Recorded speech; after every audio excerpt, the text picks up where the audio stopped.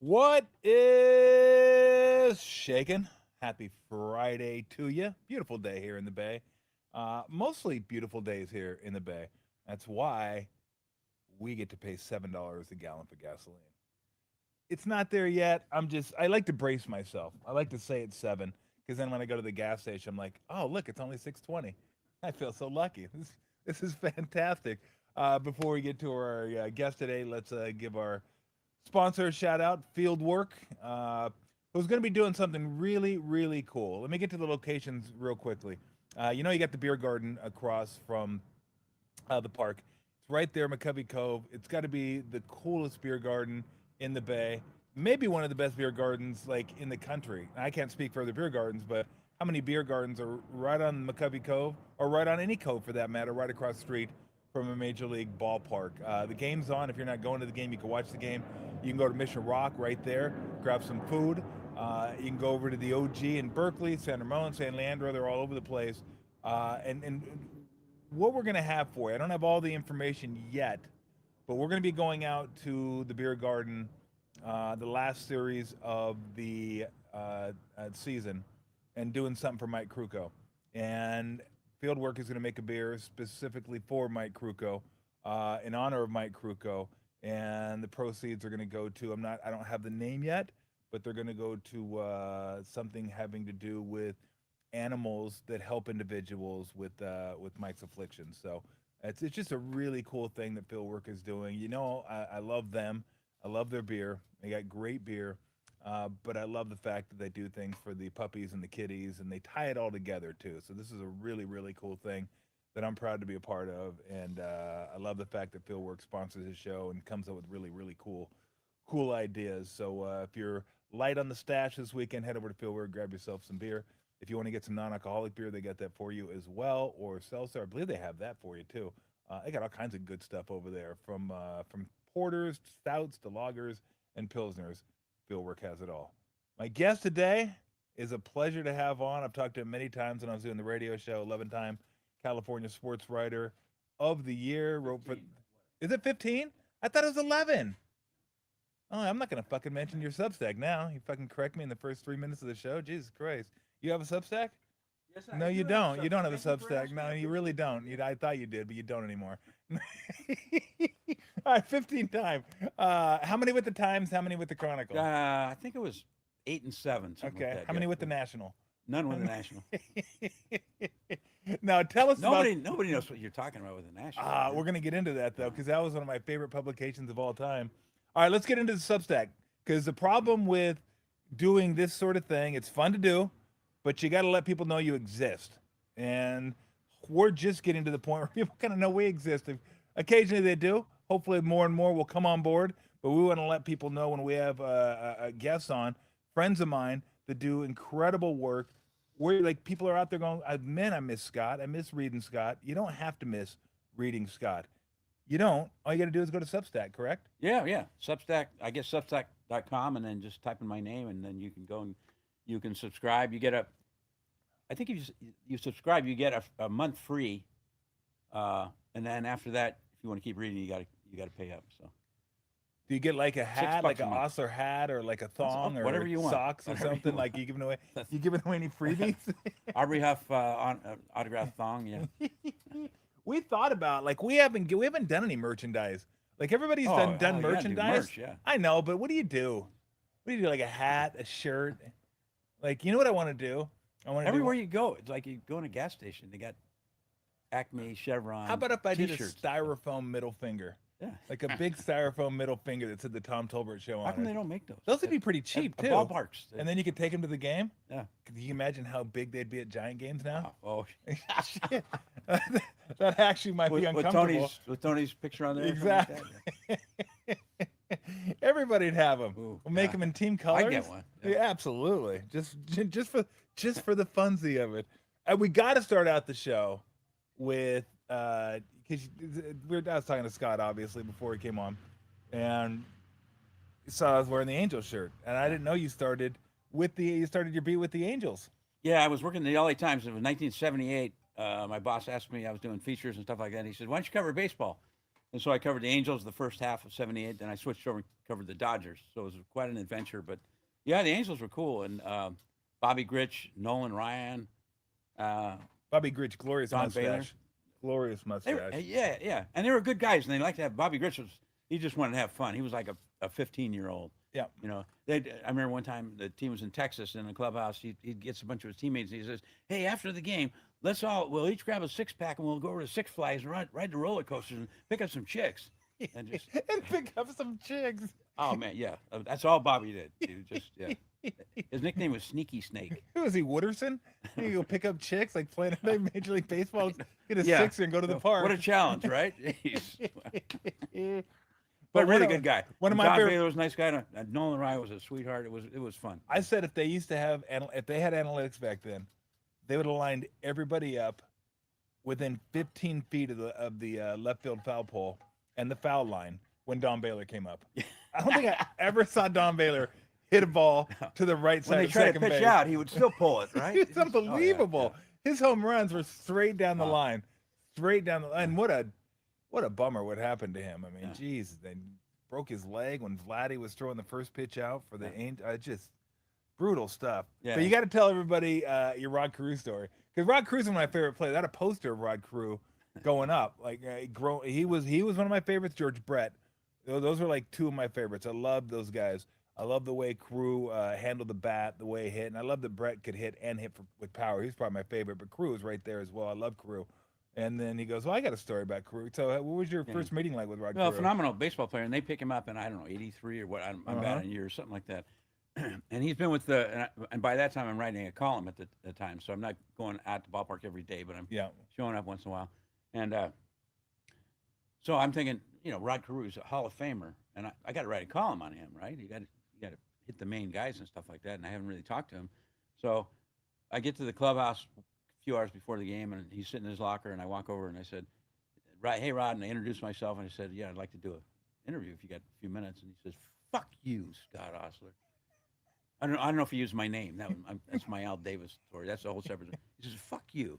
I looked at him like, he says, "Fuck you," and he just went off. He went off for like a full minute, swearing and shouting and just full. Everybody in the clubhouse was looking around like, Jesus, this guy must have really pissed old Rod off. And finally he takes a breath, and I said, "Well, let's forget about the interview. Maybe you can tell me what's bothering you." He said, "You know what fucking bothered me, you fucking ass." And he just goes nuts again. And finally, I just walk away. And like I told you, Reggie Jackson was on the team at the time. And I knew Reggie pretty well from over the years for a bunch of stuff. But so it's kind of quiet down. And Reggie calls me over and says, because I think what's bothering him is he sees you come in the clubhouse all the time. And a lot of times you come over and talk to me. And that pisses him off because you never talk to him. God, no, that's the way Rod is. That was me and Rod. We didn't exactly bond. And people, like you were saying, he thought he was a nice guy. You talked to him recently. Maybe he is. Maybe I'm the one guy in the world who just fucking pissed him off. I don't know. I do rub people the wrong way sometimes. Maybe it's what's interesting is that I think some athletes and even coaches respond better to former athletes. Yeah. Even though the justification isn't really sound. Yeah. For responding, it's athletes in the media I'm talking about. It just that's the way they're wired. They're just distrustful, or they just look at like, why am I talking to you? You didn't play. Yeah. It just oh no question. Yeah. I remember like in LA when I covered the Lakers down there and stuff, and there was a broadcaster. In fact, he's still there. I think he just retired, named Jim Hill. Love Jim Hill. Yeah, and he was a former NFL defensive back or something like that. So he'd played ball, right? And so he had that cachet and stuff. And so all the players would talk to him. He loved to talk to him. And like when the Lakers win something, they got out the champagne. They'd pull Jim and douse him and all that stuff, because he was one of the guys. So, and I always figured out, whatever, that's if they like him, that's fine. But what was it like working down there with? I want to start with the Dodgers first. all right. Tommy Lasorda, I miss that era of manager. Oh yeah. I miss that era of sports. Right. It was funny because the 70s and the early 80s were just completely different. Yeah. You had Earl Weaver, I think Lou Piniella was a little bit later, but Sparky Anderson, Oh, man. Whitey Yeah, Herzog, yeah. Tommy Lasorda. I mean, they just you never knew what you're gonna. Now everything is so corporate, from Yeah. Oh, players to yeah. coaches to GMs. It's all corporate stuff. Oh, yeah. But what was it like dealing with Lasorda? Because obviously, anybody that follows sports at all, his quotes / tirades Yeah. are just legendary. Yeah, but you're right about the managers back then. It was a treat because Sparky was still around when I Yep. was there, so I dealt with him. I remember one time I guess it was the Angels were in Detroit, and there was an incident where Detroit got pissed off because the Angels stole the base with a 4-run lead or something, one of those broke those codes or something like that, and so they were sounding off. So the next day I went in, and Ralph Houck was the manager. I think he was a former Army general or something. They called him Little General or something. He was a tough guy, right? And I just went into his office by myself, and they said, "Hey, there was some talk about you guys were pissed off about fucking guys, fuck that," and he just went off. He just screaming and yelling, and just went off. Just the guys would do that. Managers would do that all the time. In fact, I'll just story. This is going to sound like the Rod Carew story. You're going to think there's really something wrong with me, but. So in '78, they assigned me to do baseball, and at midseason, I flip-flop from the Angels to the Dodgers. So I pick up the Dodgers, and they're in St. Louis, I think. So I go to the ballpark, and I go in the clubhouse and go into a manager's little cubicle there, and Tommy's in there. So I introduce myself, tell him I'm going to be covering the team, and he said, "Oh, great." Well, at midseason, one of our other writers at the time, a guy named Ross Newhand, you probably remember the name at the time, and he had written a story about Tommy where he quoted Tommy. And he quoted him with a lot of expletives. He said, or bleep. What's the bleep and bleep, bleep, bleep? So Tommy says, "Let me ask you this, Scotty." I'm already Scotty. Yeah, we just met. And he says, "Why do you think Ross wrote that story? He put all those like bleeps in there and like I'm swearing. And I don't, I swear sometimes at the ballpark, but I don't like people to know that I don't like that to be out in public and stuff like that." And I said, "I don't know. You'd have to ask Ross." And he says, "Because, I wish he wouldn't have done that." And but it really pisses me off when guys say, "God damn it," and he getting madder. And Tommy was like a locomotive pulling out of the station, he's picking up speed, right? And so I'm standing up, and he's facing me, and he's like we're nose to nose, like I'm the umpire or something like that. And he's screaming, "Yeah, that fucking cocksucker! God damn that fucking Ross Newhand! When I see that motherfucker, I'll tell." And he's like spitting and shit like that. And the other Dodgers are peeking in the office like, "Jesus, what's going on there?" And he goes off for a minute, and then he says, "Hey, anyway, Scotty, welcome to the ball club." He was a treat, man. He would go off every once in a while. He was like Old Faithful, Yeah, just blow. Yeah, he'd be fine, and then all of a sudden, wow, the fucking just goes nuts. That's great though. The way he can bring it right back down to normal. Yeah. It's not a cooling down period. It's like, right, I'm back. So okay, tell the wife I said hi. Yeah. All right. Yeah, he was. Have a good day. He was an original, man. Yeah. But that gave sports more flavor. Oh man, it just did. And again, now it's just not like that anymore. I mean, the Dodgers had their own thing going on with all the players hating Garvey and him getting all the attention, and then we all know what happened with him and Cindy later on. I mean, that was a disaster. It was just you didn't know as much about that stuff as it was happening. Yeah, because there wasn't as much coverage. Let me ask you that. I want to get to Garvey though in a minute, but okay, what was the coverage like back then? Because now there really isn't much we don't know about every team and every little thing that happens. And if somebody says something, if somebody doesn't like somebody else, there's so many reporters and so many news outlets, somebody's going to find out. What was it like back then? Was there a lot of things that like were just kind of, we don't need to talk about, like as a writer, we don't need to talk about this. Isn't that big a deal? Oh yeah. In fact, you mentioned Garvey. Yep. Because everyone knew it was kind of a joke among the writers on the road. You always got chicks coming in and out of the room, right? Yep. I'm sorry, Steve, if you're listening. We'll change the name when we do the header. But nobody wrote it, and I'm not sure I would now because what are you going to get? Hey, Steve Garvey likes women. He's married, but he cheats on his wife. So there's certain things you don't write. Now, if he's showing up to the ballpark late every day, and he's hungover and stuff like that, Steve got a problem with the nightlife and stuff like that, and women, and then maybe you write it. But there was no reason to do that, and there was. Didn't him and Sutton get into it? Oh, they hated each other, didn't they? They got in a fist fight. Yeah, that's right. Like a cat fight. Yeah. It was like a clawing kind of thing. It was, I don't know, Yankee Stadium or Shea Stadium. I don't remember. The Yankees might have been playing. I don't remember, but it was in New York, and so we do our usual pregame stuff in the clubhouse. The writers do, and they kick us out with a half an hour to go or something. So we're up in the lounge having our pregame meal, and some guy comes in and says, "Hey man, you guys should know that there was a big fight in the clubhouse just now." And oh shit! So we all dashed down there, and it turns out that Garvey and Sutton had. I don't know if Sutton had said something about Garvey's wife or vice versa or something like that. And so they got into it and they were throwing. And because Sutton didn't, they hated each other, you know. Yeah. A lot. Basically, most of the guys on the team thought Steve Garvey was a phony and a suck up and all that stuff. And so they didn't like him. So it came to blows in the clubhouse. But it was crazy. Yeah, and you know, Garvey had some scratches, fingernail scratches on his cheek or something like that. And so, yeah. That was the last time I remember a clubhouse fight, and that was a long time ago. Long time ago. The only one I can remember, and it wasn't really a clubhouse fight, and it wasn't really a fight. It was more of a dust-up, if you want to call it that, was Kent and Bonds. Oh, right. And I think wasn't that in San Diego? Might have been the one in the dugout? Yeah, yeah. The one in the dugout. Yeah. That's the one we saw. It might have been San Diego, yeah. Because Kent said something to somebody, and Bonds stuck up for that person, and then they just... I mean, obviously, they didn't like each other at all. And at the time, too, really easygoing personalities, right? Oh, yeah, real easygoing. We used to have Kent on so Kent would come on once a week. Yeah. And we had Bonds on once a week, too. Wow. And I still remember when we asked Barry why he decided to do the show, because, like, Barry's actually... And he was really good. He was funny. I don't remember that. Wow, he was engaging. Yeah. We had, first episode, first show, Ralph goes, "Why'd you decide to do this?" And Barry goes, "Well, I wanted to give back to the Bay Area."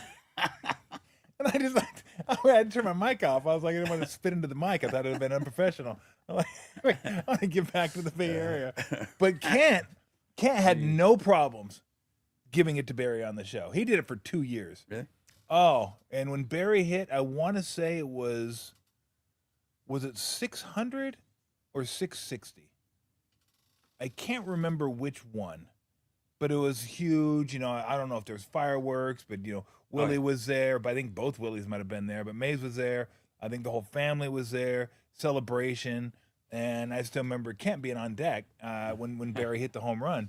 So we asked, you know, Jen, I remember asking Jeff, I go, how was it getting to witness history? Like, you're right there in the on-deck circle witnessing history as Bonds hits the home run. And maybe it was 7. I don't know which one it was. But anyway, it could have been 660, yeah.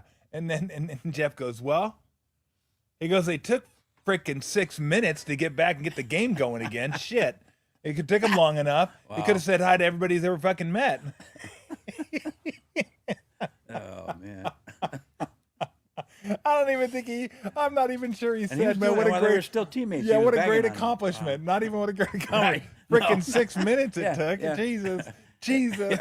Yeah, he really got into that one, but just right. What I really want to say is a fucking classic. Oh my God! So I wanted to ask you, because especially with what's going on with the Lakers nowadays, what a disaster! I mean, this once proud franchise, second in the NBA. I think they're one behind the Celtics, or they tied with the Celtics now. I know they've always been kind of back and forth. Yeah. I think they're either one behind or tied with the Celtics for most championships in the history of the NBA. And it's crazy, too. I read a stat a few years ago. I don't know if it still holds true, that half the NBA Finals either featured the Lakers or the Celtics. Yeah, at one point it probably was. Which was like just and the fact that they're close now is really cool, because I grew up in L.A. as a Laker fan, and they played the Celtics every year in the finals, and they were like 0 for 8 or something like that. And they just got the shit beat out of them every year. I remember the Lakers I heard this story, the Lakers had a guy, big center named Ray Felix, the Count. 7-foot guy. Okay. Wasn't very good, because they didn't have any good centers. The Lakers didn't have good centers in those days. And they're playing in the finals, and Boston beats them in a close overtime game or something like that. And so they're in the locker room, and they're all sitting around, and the guys are really, really downcast, man. Really, oh shit. And Felix, the Count, says, "Hey guys, it's okay, man. We'll get him next game." And Hot Rod Huntley says, "Hey man, that was game 7."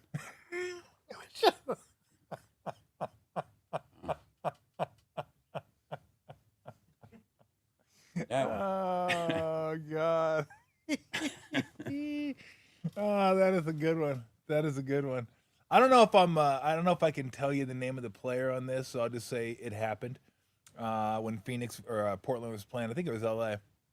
and Portland was down 3-2, and they were flying down to L.A. to play, and one of the players said, "No, one of the players said, hey, we got to win this one. You know, obviously we got to win this one, and the season's over." And the other player said he's a rookie. He didn't know the playoff structure. He goes, "Don't we play 7 regardless?" You're down 4-2 when you come back home. We're gonna cut it to 4-3. Right. And they just all stopped and look at him like, well, what are you talking? What? Yeah. A 4-3? You're gonna. So what was it like covering the Lakers with Magic and Kareem? And that, I mean, I still to this day, I don't know if you agree with me, but I still to this day say that maybe in every sport, Magic's Game 6 against the Sixers, playing center, was the greatest individual performance in a playoff setting. Maybe in all of sports. Reggie Jackson always comes to mind.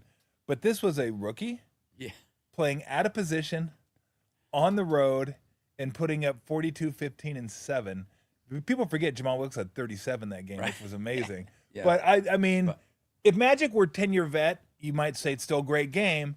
But the fact he was a rookie playing out of position and saying, I got this, to me, that one, anytime somebody says greatest playoff performance, I go, Magic. No question. And this is a big factor, which you didn't mention.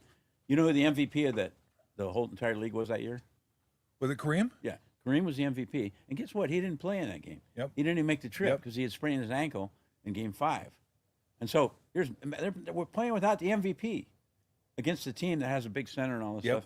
So, yeah, that game, I'm totally with you. I hate to sound like, oh, yeah, I agree, Tommy. But that game was just burned on my mind. I mean, the day before, the team flies out, and back then the writers would fly on the team on the plane. And on that, I think they chartered. They might have chartered that time. Usually they flew commercial. Yep. And anyway, we're at the airport waiting for the flight and sitting around the lounge, and Paul Westhead, who was the coach at the time, he was the fill-in coach. That was a crazy story. He guy small college coach the year before. All of a sudden, he's coaching the Lakers in the NBA Finals. So Westhead comes over to the writers, and he said, hey, just to let you guys know, I'm going to play Magic at center tomorrow, some of the game. Not all the game, but I'm going to mix him in. He's going to play some center. I just thought you might be interested in knowing that. Oh, shit. Yeah. He's a rookie point guard. Yeah. I know, he's 6'9". He's a fucking rookie point guard. And he's going to be playing center in not in an exhibition game. This is the NBA Finals, right? And so oh, shit, we got to write about this. So the plane's taking off, and it takes off, and we get up in the air, and we all, okay, now we got to talk to Magic. And the deal is, when Kareem flew with the team, he didn't fly this time because he had the bad ankle. When he flew, he always had the front bulkhead seat, and he would sit. That was his seat. And when he got on the plane, he would take a blanket and put it over his head, like, don't fuck with me, And he would stay like that. And so Magic gets on the plane. He takes Kareem's seat, gets a blanket, puts it around, like goofing on the captain, right? Anyway, we get up in the air, and so there's 3 or 4 of us beat writers that were traveling with the team. So we go up to Magic and say, hey, Magic, you got to talk to us. We got to write our stories because we'd have to write on the plane, right? So we'd have our stories ready as soon as we hit town. And so Magic, give us 5-10 minutes here, and we'll talk about the game. Then we can write our stories. And, yeah, sure. And so we're all yakking up, talking about the game, and saying, yeah, this is crazy. You're going to start. Apparently you're going to start at center. And he says, oh, yeah. And he was, Magic was a trip, man. He was, from start to finish, and he says, and at one point I said, aren't you a little bit nervous about this? Starting it. And he says, oh, no, I know I can play center. And I said, well, how do you know you can play center? He said, I played center in high school. And I said, yeah, so did I. And he said, oh, no, he says, in fact, I could write your stories for you. You guys don't worry about it. Everything's fine. And I swear, I don't know what the other writers thought, but I thought he was fucking delusional. Yeah. I thought, okay, he's tripping out. He's so nervous about this. I should have known better because I covered him the whole season. But he gets it. And so to start the game, first of all, I don't get too deep into this because I could go on for a long time. But Westhead told me later, he said they get to the arena and there's some construction going on right outside their locker room. And it's like boom, boom, boom. They're building this big thing, like wooden thing, and it's going to be for the post game ceremony in case they win and everything. But Westhead said I couldn't shake the feeling they were building a scaffold that they were going to hang us after the game. So yeah, because everything's set up. They can't win this game against Dr. J and the guys. And so the game is getting ready to start, and Jim Jones was the 6'9" power forward. Jim Jones. Yep. And so he starts to walk out towards the center jump because he's going to jump center because he's the biggest guy. And Westhead calls him, "Hey Jim, hey," and he says, "No, Magic's going to jump center." Jones is like, "What?" Magic's like, "Woo!" And he goes out there, "Woo!" Yep. Like the first time down court, he sweeps in on Dawkins and puts up a 6-foot hook or something like that. Shit. Game over. Yeah. Yeah. That's so awesome. He just, oh man. And I got to watch it at 11:30 at night. Yeah, it was not. NBA Finals were not on live TV that year. Nope. For a couple of years. I think that was the last year Yeah. they weren't on live TV because I remember watching the Bullets and the Sonics at 11:30 at night. I remember watching that at 11:30, telling my cousin, don't tell me the score if you're up to see it. I remember Jim Hill would come on back in the day and say, if you don't want to know the score of the game, turn away from the TV. They'd give you time to turn the TV off and then not but nowadays with phones and internet, it's hard. I've mastered the craft, but it's not easy to stay away from a score anymore. Back then it wasn't. It wasn't that hard. But yeah, I even back then I was like, I don't want to know. I'm going to stay up till 11:30 and watch the game. My mom and dad will be in bed, even if it's a weeknight. I'm staying up and watching this damn thing. If I got to turn the sound down. It's weird because even G League games are on live now. Yeah, now everything's on live. But there was I forget what else was on. I guess they had to do it after Johnny Carson or whatever was on. I don't know. But yeah, it was nuts. But now, how many years were you? When did you come up here? I don't know, like 35 years ago, 34. So it's like 85, 86? I think 86, something like that. So you were there for half of the Lakers run. Yeah. You were there for half of the Lakers I was run. there for the start, and then, But what do you remember about Dr. Bus? Which, by the way, I made the mistake of calling him Mr. Bus one day. That's weird. And his assistant came up to me. He circled all the way back and came to me and goes, "That's Doctor." You know what I said? Of what? It's weird because he was a doctor of chemical engineering or something like that.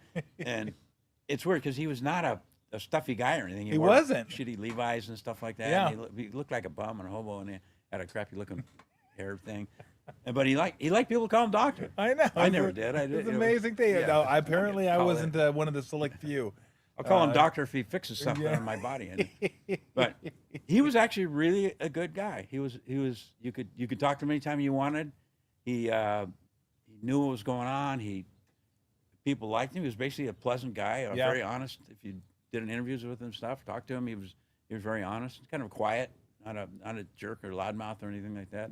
I thought he was kind of a likable guy, and he liked 18-year-old girls. Yeah. But which is legal. So, what was he at the time? He was like, I don't know, late 40s or 50 or something like that. But every night he had at games he had a different 18-year-old. I just always wonder what the fucking conversation is. Like, what are you talking about? Like, you're 50, she's 18. I mean, maybe there's not a whole lot of talking going on. That's the point. Possibly, I don't know. But he was very proud of his things. I was in his office once, and some girl calls, and he says, "Oh, you can't make it tomorrow night? Oh, I'm sorry. How come you got to work? Oh, you're working at the Gap or whatever." And oh yeah, well, how much do you make there on a shift? Oh, really? Well, I'll pay you that. Just come to the game, and I'll pay you what you would have made at the Gap. Sounds like somebody would be perfectly comfortable on OnlyFans nowadays. And by the way, after every home game, there was a press lounge. Yeah, I remember that. And Dr. Buss, Jerry Buss, would be in there. Yeah. And he'd have his date with him, and he'd usually have, like Gabe Kapler, remember the Welcome Back Cotter. He was a good buddy. He was always there. And then there'd always be one or two new celebrities and stuff that Jerry brought to the game, and they would just be back there knocking it back with. And by the way, tending bar at the little Pat Riley, Chick Hearn. They're tending bar. Those guys would tend bar. Hey, Riles, can you get me another Coors Light, man? Yeah, here Riles, you go, Scotty. Can you give me a Coors Light? Yeah. And by the way, I'm the one respond. I saw Riley about a year ago, and I claimed credit for this, and he did not deny it. I'm the one that's responsible for him being in the position he's in today as a former great coach and all that stuff. How? Well, you remember the way he got his job is he was in the broadcast booth. Yep. With Chick Hearn, the great Lakers broadcaster. He was the commentary. Yep. And so he did that for a few years, and he was kind of getting into it. He was pretty good at it. In fact, he was really good at it. But then the Lakers head coach, a guy named Jack McKinney, Yep. fell off his bike, hurt his head. So his assistant coach, Paul Westhead, took over the job temporarily, and he needed an assistant coach. And so there, I don't know, and Jerry Buss suggested Elgin Baylor. We can get Elgin, and what Westhead wanted somebody he was kind of familiar with, and he'd gotten to know Riley and all that stuff. He says, "What about Riley?" And Buss said, "I don't know about that. Why don't you think about that and get back to me?" Which Westhead said was shorthand for that's a shitty idea. Yeah. But so he came back in a couple of days later. He said, "No, I thought about it. I want Riley to be my assistant." So Riley's the assistant coach. They bring him down from the broadcast booth to be an assistant coach. And about a month into the season, the team's on a road trip back east, and I think we're in New Jersey. And to tell you how different the league was and the whole dynamic was back then, a lot of times we'd get to a town, and the writers would stay in the same hotel generally as the team. So we're in the same hotel. So Westhead would ring me up on the hotel phone. He said, "Hey, let's go out for a run." Because, I like to jog and stuff, and he did too. And so we went out, we'd meet in the lobby and go out running. And I think that time he said, "I'll tell you what, let's run for an hour." I said, "I can't run for an hour." I said, how about a half an hour? Maybe let's go for that. "No, we'll run for an hour." So we started running. And it's really, really super cold. And at one point, a storm comes in, like a snowstorm, like a blizzard. And we're out in the middle of nowhere. We don't even know where we are because we've never been to this town before and stuff. And we stagger our way, somehow find our way back, I don't know, an hour later to the hotel. And we're both like frozen and dead and all that shit. And it turns out, and later, I think it was the next day, the team put out an announcement. Paul West has been taken to the hospital because he suffered from kidney stones. He got an attack of kidney stones. And I talked to him like the next day, and he said, "Yeah, the doctor said it was because I got dehydrated because we went out and did that run." Right? And so Westhead coached the next game, but the team flew back home, and he was still kind of suffering from that stuff. So he had to check into the hospital and have an operation. And so Riley became the head coach for like one or two games. I think it was just one game. And Riles, but just man, I saw him on the bus, and he had all these papers and shit, and he was going to do it right, man. He had all the fucking analytics and stuff, and he wasn't going to just go in and he was going to go in and coach this. And he did, and the Lakers won that game. And so I figured since I put Westhead on the shelf, because Westhead wouldn't have done that without me, that gave Riley his big break. That made him, and from then on, man, that was all he needed to get that one win under his belt, and he's fine. Had he not got that, he probably would have maybe gone back to the broadcast booth or something. Did you get him on the Armani suits and the slick back hair and all that too? I've seen pictures of him. He was a good-looking dude back then. He had it rocking, man. He had the whole look. He was the man. I grew up I was a huge Laker fan, and he was the guy. Hey, can we get a couple more beverages? When you set it down, I can sense the lightness in the can. You got a sensor. Wow. Yeah, I can see. I can tell by the flex of your bicep when you set it down, like how heavy the can is. I'm like, that. It didn't even move. Yeah, that seems fairly light. That seems fairly light. Oh my gosh! I mean, what a time though to be. Oh man, that was I don't know every team every time, but if I could pick one team and 1 year to be a beat guy, that 79-80 Lakers team with Magic Johnson as a rookie, and they win the whole thing, and all the shit, that crazy stuff that happened, man. It was, that year, it would be hard to top that. There's one thing, when the team's winning, nobody's pissed at me because I'm just the writer. And I'm not writing any bad stuff because they're winning every goddamn game. And just the whole atmosphere, and just every game, you're like, hey, there's Jack Nicholson. Oh, want a little Jack Nicholson story? Yeah. So this is 83 or 84 or something like that. By then, I'm writing a column at the times. And so I take my wife to a game just on an off night. I'm not sitting in the stands with her. And I looked down at Nicholson, and he was jumping up and down. And I said, I should do a story on Nicholson because nobody's ever written about him, and he's a great fan, and he's been here when the team sucked, and he's just out here every night, and he's colorful and all that stuff. It'd be a good story. And so I went down at halftime, and he was walking off the court, and I introduced myself to him and told him what I wanted to do, and he says, "Well, Scotty," everyone calls me Scotty the first time, right? He says, "Scotty, I tell you what, I don't want to do that because I get too much attention here as it is, and that would just make it worse, I think. But so I appreciate it. But come on back here with us." And so it was him and the guy he always sat next to, Lou Adler, who at the time was for a long time was one of the great. Thank you, sir. Was one of the. Here, I'll trade you. I'm not sure if you're gonna. Well, I'm not sure if you'll like that one. All right, I'm sure. This is an English pale. It's like kind of a little more bready. He was. Yeah, it is. It's an interesting. I like it, but it's interesting. Wow. Okay, so Lou Adler. Lou Adler managed the Mamas and Papas, Yep. or produced them all. He was just a huge guy in the show business, right? So Lou and Jack and me, and the Lakers had given them a little room in the back room where they could chill out at halftime. Yeah. And it was just as little as this space here. It was like a broom closet. There's nothing in there. There's a couple of chairs, just to get away from the crowd, right? So we go back in there, and Jack rolls a joint and fires it up, and starting, you pass it around, and pretty soon there's a knock at the door, and Jack goes and looks down and says, "Hey, Mike, hey, come on in, buddy. What are you up to?" It's Michael Douglas. So Michael Douglas walks in, and so the four of us are, having a smoke. Wow. And then there's another knock at the door. And Jack goes out again, "Hey, Jimmy, come on in." Jimmy Buffett. No. My goodness. It's like a Saturday Night Live sketch, it really is. Come on. And I'm thinking, I'm looking around and I'm thinking, I wonder if they'll be impressed if I tell them I won Sports Writer of the Year in California. But that was just like a night at the Lakers, man. They were crazy stuff.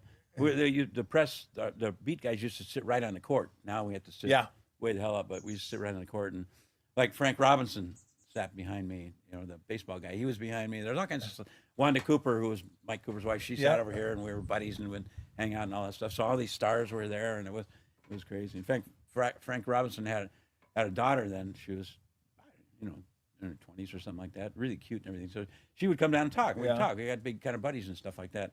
And one of the ushers called me over once and said, "Hey, Frank called me over and said, who's that? Who's my daughter talking to?" And the guy said, "That's Scott Ostler." And he said, "That fucking guy."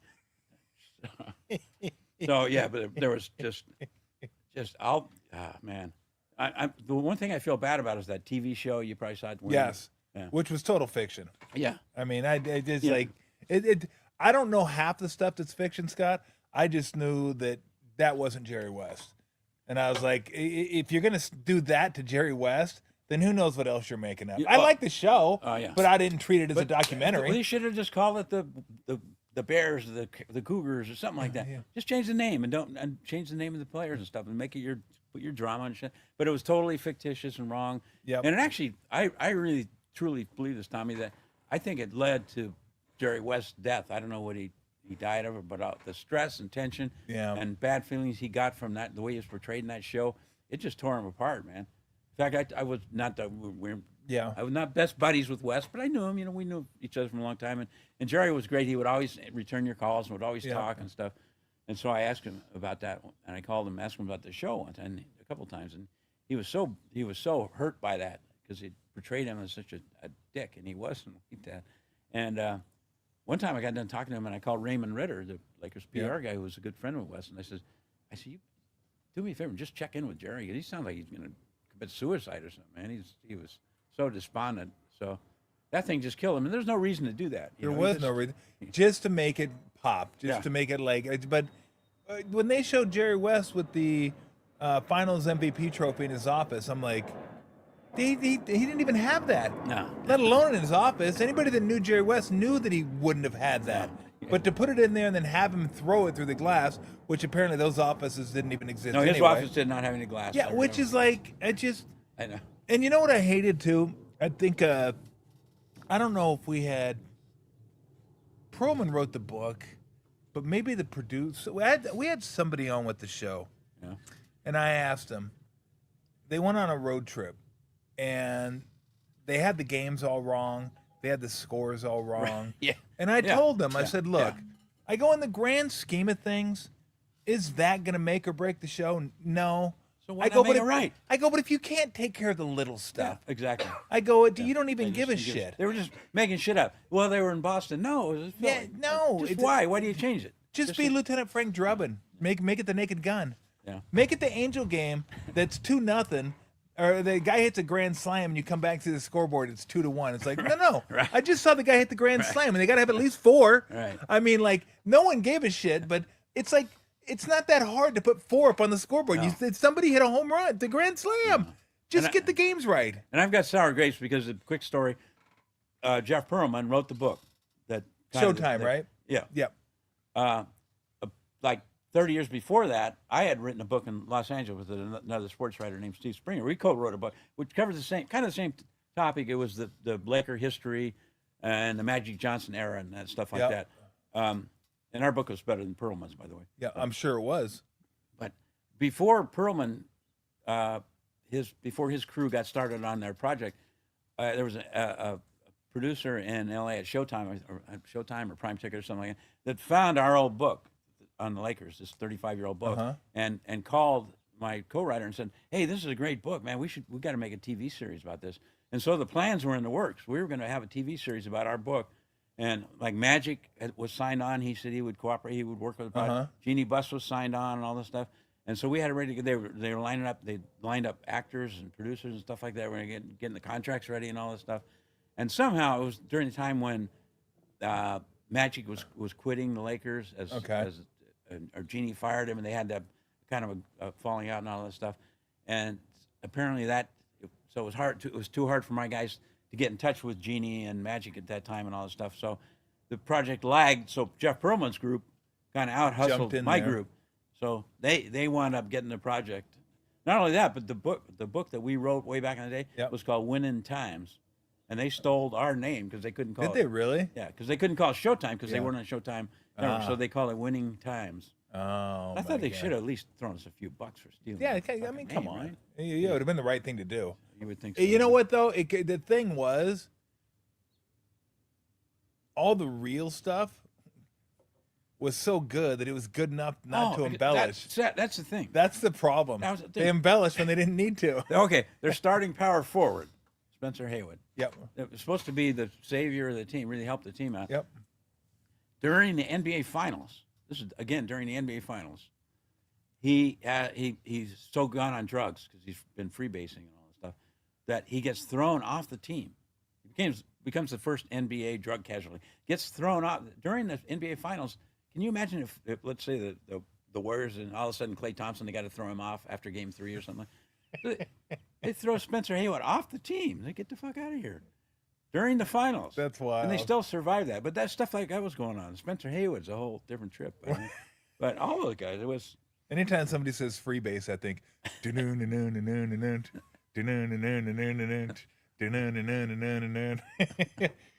You weren't there last one. Then we'll start moving into the because I could spend hours and hours and hours because you wrote about it. I grew up watching it. I was a huge Magic's my favorite player ever. Those were some of my favorite teams. I was a huge Laker fan growing up. We could spend hours and hours and hours talking Lakers, but I'm pretty sure you weren't there on this, but you might have been because I think it happened later. You weren't there when they were considering Jerry Tarkanian for the Lakers job, were you? Oh, that was just before I took over the beat. That was the. That's right. It was just before. It was wasn't it after. was the off season before Magic's rookie year. That's right. And they're looking for a coach because Jerry West had been the coach. Yep. And that was a trip in itself. Yeah.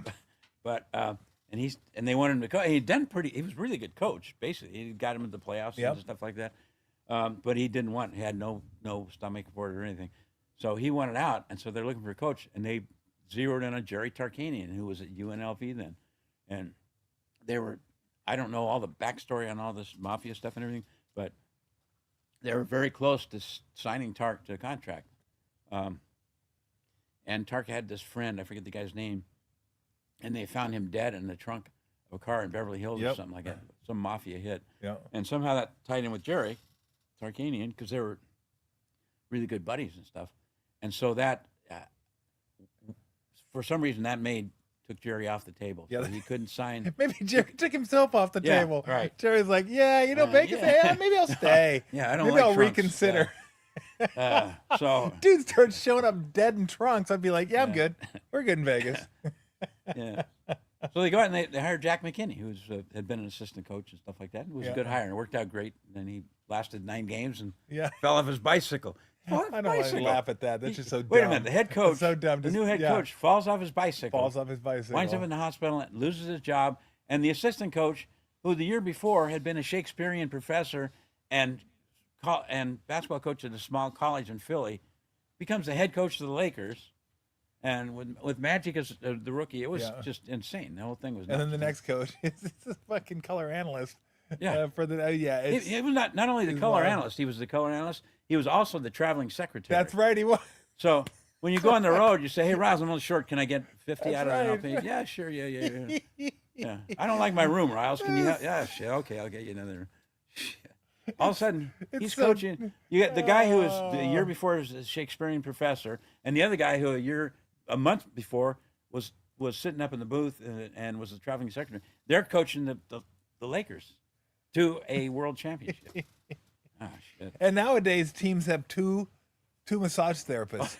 One for the left hamstring, one for the right hamstring. And 14 No, this assistant is the coaches. left hamstring massage therapist. They don't do the right hamstring. They just do the left hand, like fucking crazy. Yeah, I think Tommy Abdenauer, when he was our trainer with the Warriors, I think Tommy was the traveling secretary. Is that right? I think he took care of all that. Oh yeah.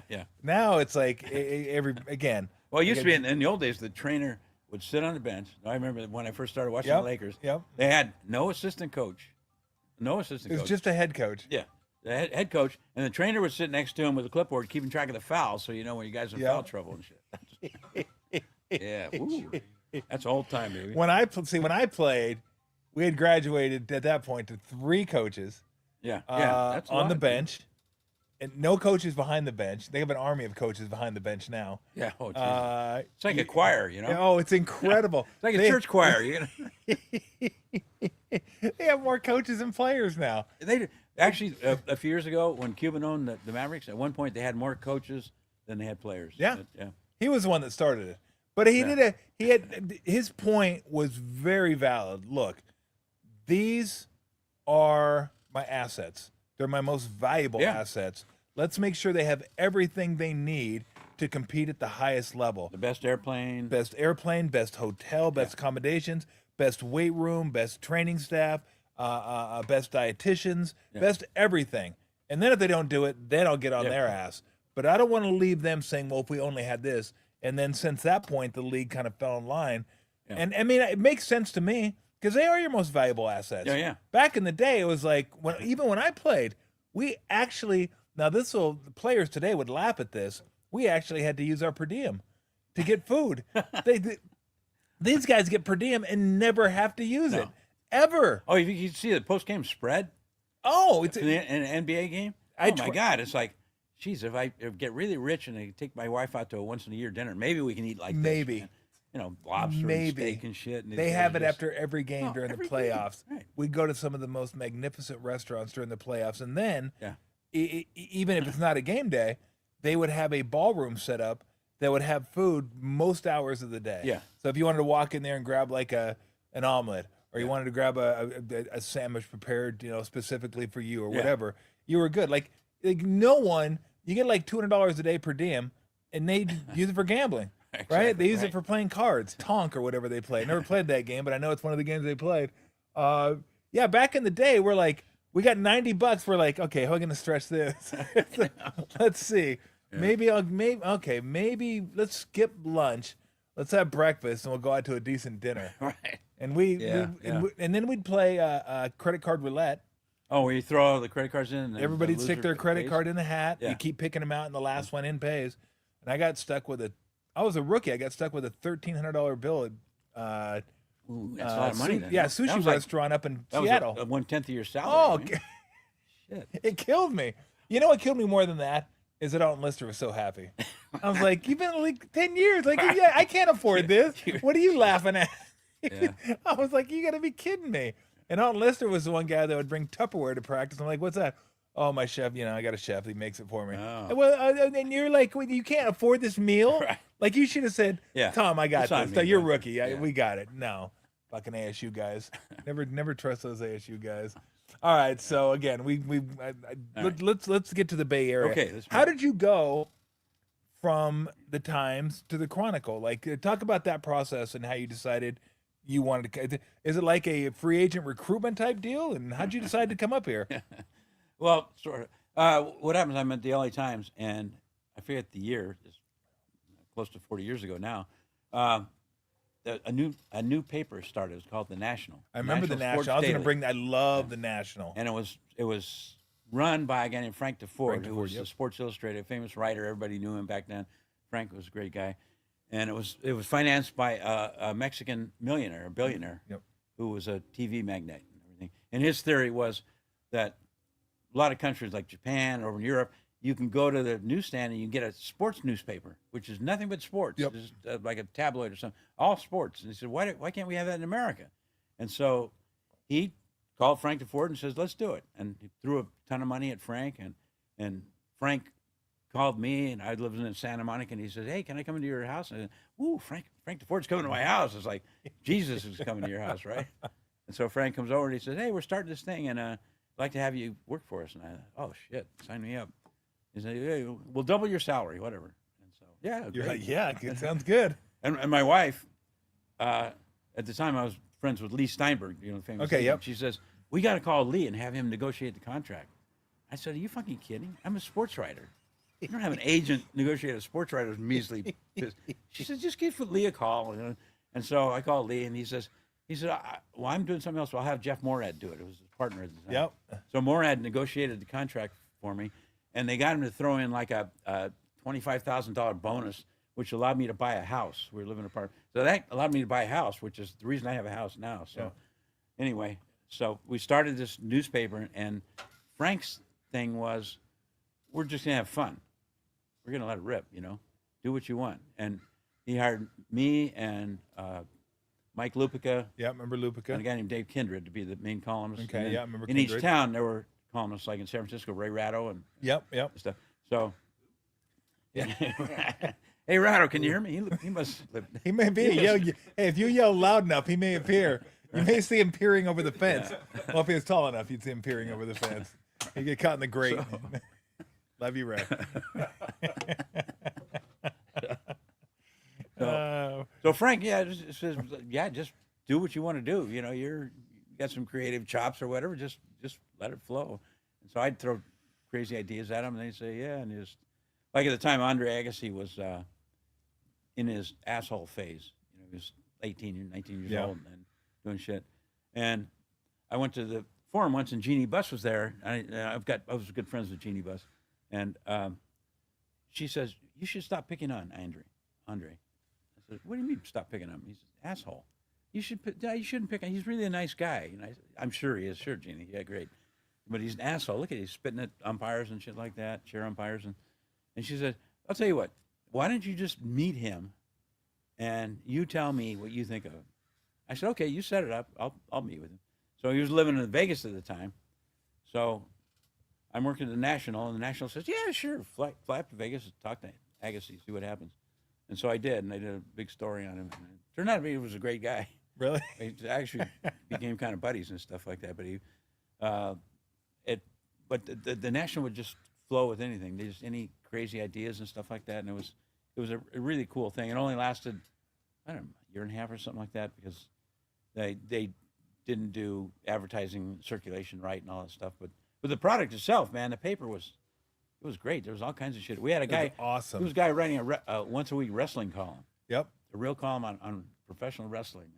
It was the best. Yeah. It was the best. I know it seemed to me that distribution was like the main issue. Like, how do we get this to everybody? Yeah.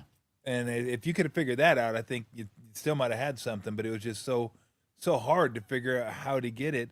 And from the article, I remember reading, Scott, the problem was they wanted to send it out with the Wall Street Journal, but the Wall Street Journal went out so early that they couldn't send it out that early because the games hadn't finished up from the night before, and they couldn't get the paper turned around and ready to go. Yeah, they wanted to be a driveway paper, and that never happened. So it became a news rack paper, and some towns that's okay, but L.A. that's not going to fly, and San Francisco probably Yeah. not.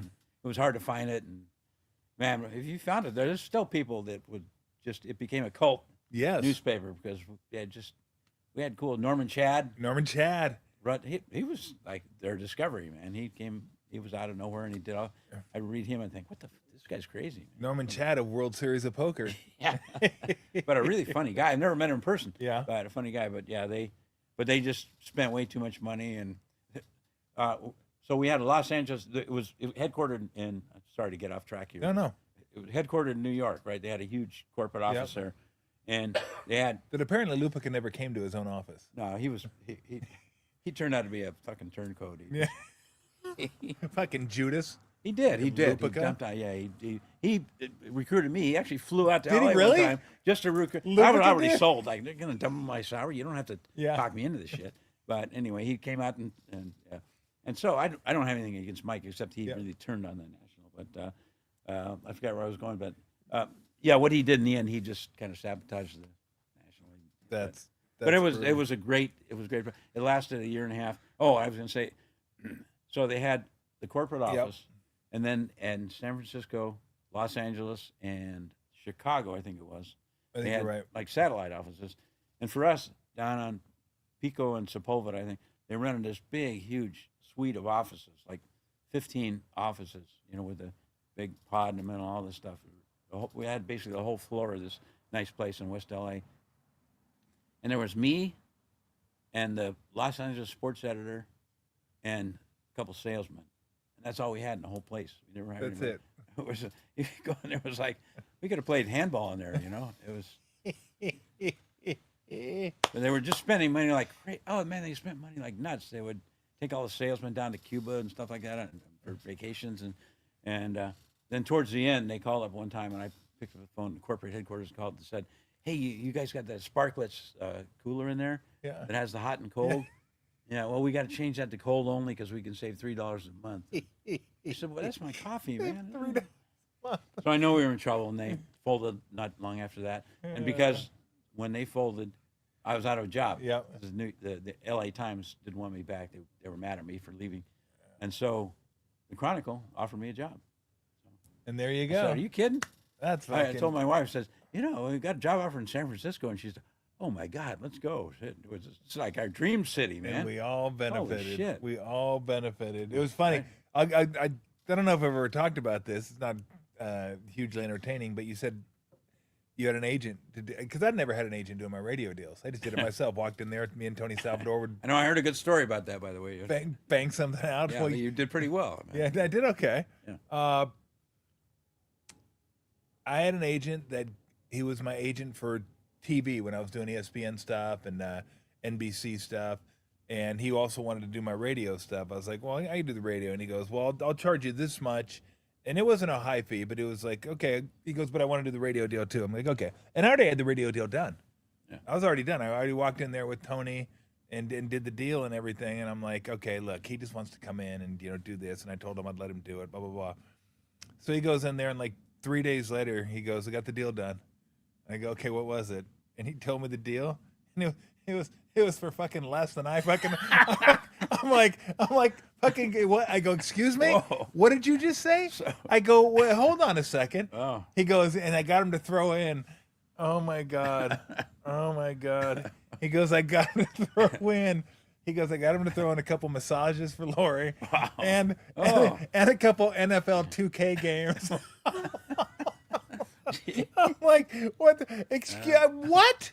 I go, I could have bought thousands of massages and NFL 2K games. I go, what do you do? So I had to go back into Salvador like the next week and go, hey, forget that. Let's just do what we did. Right. He goes, Jeez. okay. He goes, I kind of figured you'd feel that way. I was like, I go, how does that even happen? We went the other way. Yeah. But I got a free video game. I got a couple free video games. So that, I think it was Rado that told me a story about when you were negotiating. You can tell me if it's true or not. And at the time, it was time you would normally get a raise and stuff like that. And so they said, Tommy, we're not giving raises out. The time's tough, and we just can't do it. And actually, staying the same, not taking a cut, staying the same is the new raise. The new raise, yes. And you said, well, now quitting is is the new staying. Yeah. I said fired is the new staying. Yeah. I gotta talk to you. Yeah. And they came back, gave me the raise. they gave me what I wanted. Well, I mean, Tony, and I love Tony Salvador. He's one of my favorites. I mean, he's like a mob boss. He used to give you the look. He like it's scary almost, fucking like you're gonna get whacked right there, fucking sitting in this. But when we remember when we first got the ticket, and there was the Raiders home station, and they tried to get the A's on the station, but it was basically just a hab. So like 95.7 came around eventually, but it kind of staved off competitors. Like there was 2 radio stations in the market, but Cumulus owned both of them. But it wasn't Cumulus back then; it was Susquehanna, I believe, because Cumulus has done such a fucking bang up job since they've taken over. There was Susquehanna. They're nice people too. Apparently, Oh, apparently they're great. The dog's great. Sulu, I think it is. That was Cumulus's mascot, Sulu. Really? Yeah, it was fucking Siberian Husky. I'm like fucking. That's the only fucking dog I never liked. I mean, I love animals. But they get, and he brought Ralph and I in, and he said, "Look, we're gonna get the ticket. We're gonna purchase this radio station to kind of keep other stations from coming into the market, and we want to have you guys on more." That's when we first started, and we were doing really well. Yeah. And he goes, "We want to have you guys on against the Giants. Not everyone wants to listen to Giants, so we want to have you guys against the Giants." And Ralph and I are like, "It's not going to be that much fun. I mean, we can do it. We'll have fun doing it, but people are listening to the Giants game, so we're like, okay, cool." And so we're just sitting there, and then finally I just said, "So like we're getting more money for this, right? Like we're doing more work. We're going to be on the air more." Yeah. And he gave me that like fucking Tony Soprano look, like fucking you motherfucker, you really?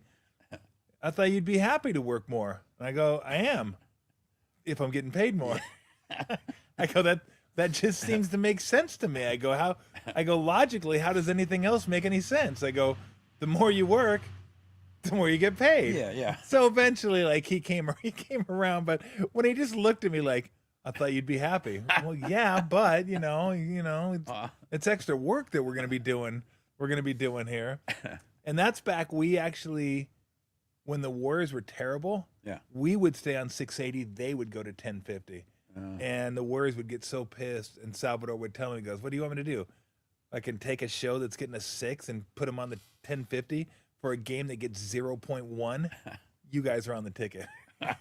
That's back, and that ultimately that's ended up.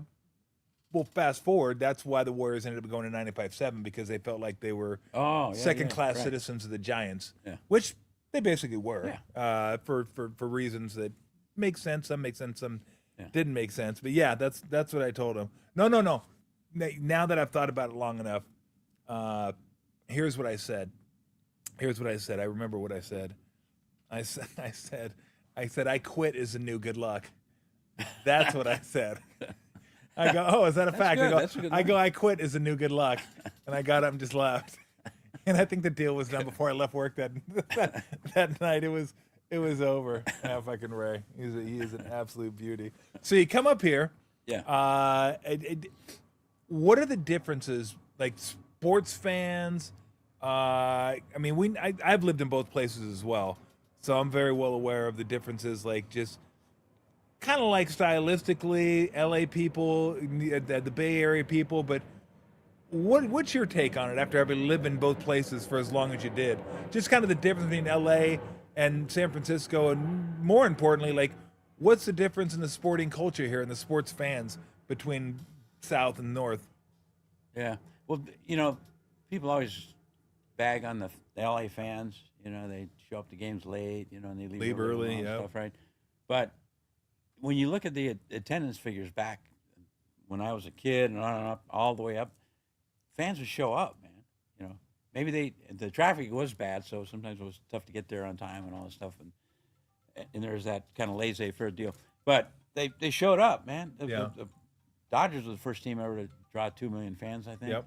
And so even when the teams are okay or bad or good, fans would show up, and they had great ballparks.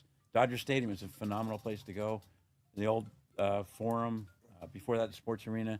So there were cool places to go. The fans were there, I remember going to Laker games back in the mid-'60s and stuff like that, and the old Sports Arena, that'd be pretty packed, they were, and that was back when the NBA was playing in gyms and stuff like that. Yeah. But so LA fans, I'll never bag on them. I think they're very solid. I think they show up when they, but it's kind of similar to up here. Up here, there's more of an edge. There's more of a suffering, especially with Giants fans, because especially the ones that had to put up with Candlestick Park all those years.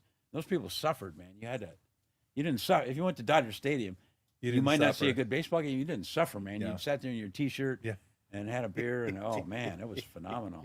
Up here, it's like bring 6 overcoats, and so the people suffered up here. So there's more of an edge, and also I always thought it was weird that the people in San Francisco, the sports fans we'll talk about, hate the people in L.A. and hate the teams down there. Well, people in L.A. when I grew up, we didn't hate San Francisco. We didn't hate Willie Mays. We hated the Giants because they, it was a rivalry and stuff. But if you were down in Los Angeles and somebody said, "Hey, I'm going to go up to San Francisco for the weekend," you say, "Oh, that's great, man! You have a great time in a cool city and everything." So we thought San Francisco was cool. But you move up here, and the hate for LA is kind of. I always find that kind of weird. Well, I always thought that because I grew up a Dodger fan first, and then I switched to the Angels. When the Dodgers traded their entire infield, got rid of their entire infield of Say, Russell, Garvey, and Lopes.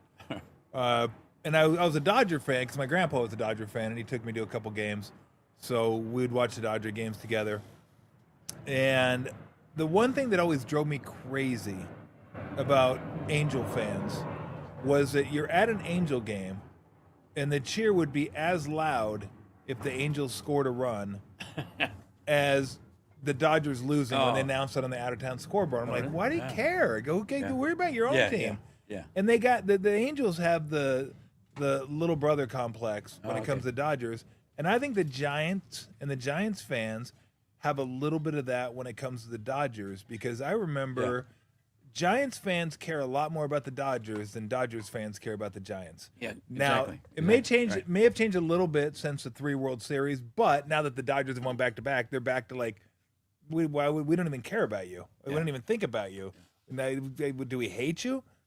Nah, we don't really think about you that much. Now, there's obviously a subsection of fans that do care, but I always felt that way, and I know what it's like, because the A's fans felt that to the Giants. Yeah. Like, Giants fans didn't care about A's fans. No. A's fans hated the Giants. But it's like, that's the way it is. Giants fans like, we hate L.A., and like L.A. fans are kind of like, whatever. Right. We don't really give a shit. All right, so you get up here, and I got to ask you, because I think, what year was it when you came up to, so was it 92, 93, 94? Give me all these questions about years. Well, I'm wondering, were you here when I was playing? Yeah. Okay, you were. I was either here, I remember talking to you a couple times when you were playing, so it was either I would take a trip up here to do a story on TMC or something like that. Okay, yeah. So, but it was right around that time. But what do you remember? I mean, what do you remember? What are some of your favorite memories of Nelly? Oh, man. Because Nelly's like kind of the last of the like great coaches that you also have great stories about. Like, again, we talked about that to start the show. We just don't get that anymore, but he was just such a beauty. He, when I first moved up here, and he was the coach, and I would get these letters from people saying, "Why do you guys in the media are always kissing Nelly's ass?" I'm being nice to him and everything like that. And I hadn't really thought about it, but when I thought about it, is because the guy was fun to be around. Yeah. I don't know if he was a great coach or not. I didn't really evaluate that. The team wasn't great. They have struggles, but he was an entertaining guy to be around, interesting guy to be around, and he would interact with you, as opposed to some coaches who just kind of go on remote. Yeah. And so Nelly was great, and then when he came back for the second time, it was like he was even more so. He just did. Like I've told this story one time. Do these little pregame things. Now they're big formal things in an interview room and all that stuff. But the pregame chat with the coaches, the media and the coaches, and Nelly would usually do it in a little office. I know it was his office, a little tiny office by the locker room, and there'd be 4 or 5 writers in there. And one time, somebody asked him about Andres Biedrins, who at the time was 19 years old or something like that, 19 or 20. And well, how do you think Andres? And he was doing pretty well at the time. And Nelly says, "Oh man, Andres is doing great, man. He's especially for a kid. He's only 20 years old. And man, when I was 20 years old, I still hadn't had my first piece of ass." And Raymond Ritter, the PR guy, was just, oh my God, hey, yeah, I guys don't write that. Yeah, like we're gonna write that, Raymond. But yeah, that was Nelly. He would tell. Oh man, would tell stories. I remember he used to have. Were you ever at his place in Lake Merritt? Yes. Yeah, The penthouse. The penthouse. Yep. That was phenomenal. He had like a 15-story apartment building or something, Yep. like whatever it was. But he had the entire, not only entire top floor, but the roof and all that stuff out there. So it was like he had his own grounds and stuff, and he had his man cave out there where he'd smoke his cigars and stuff Yep. like that. But he had us up there one time for a party for Ron Bergman, birthday party. Okay.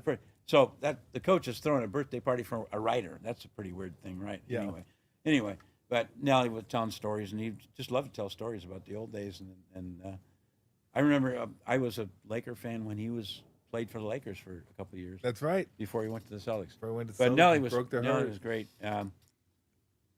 After he retired, my wife and son and I were on vacation in Hawaii, and he had just retired a few months before or something.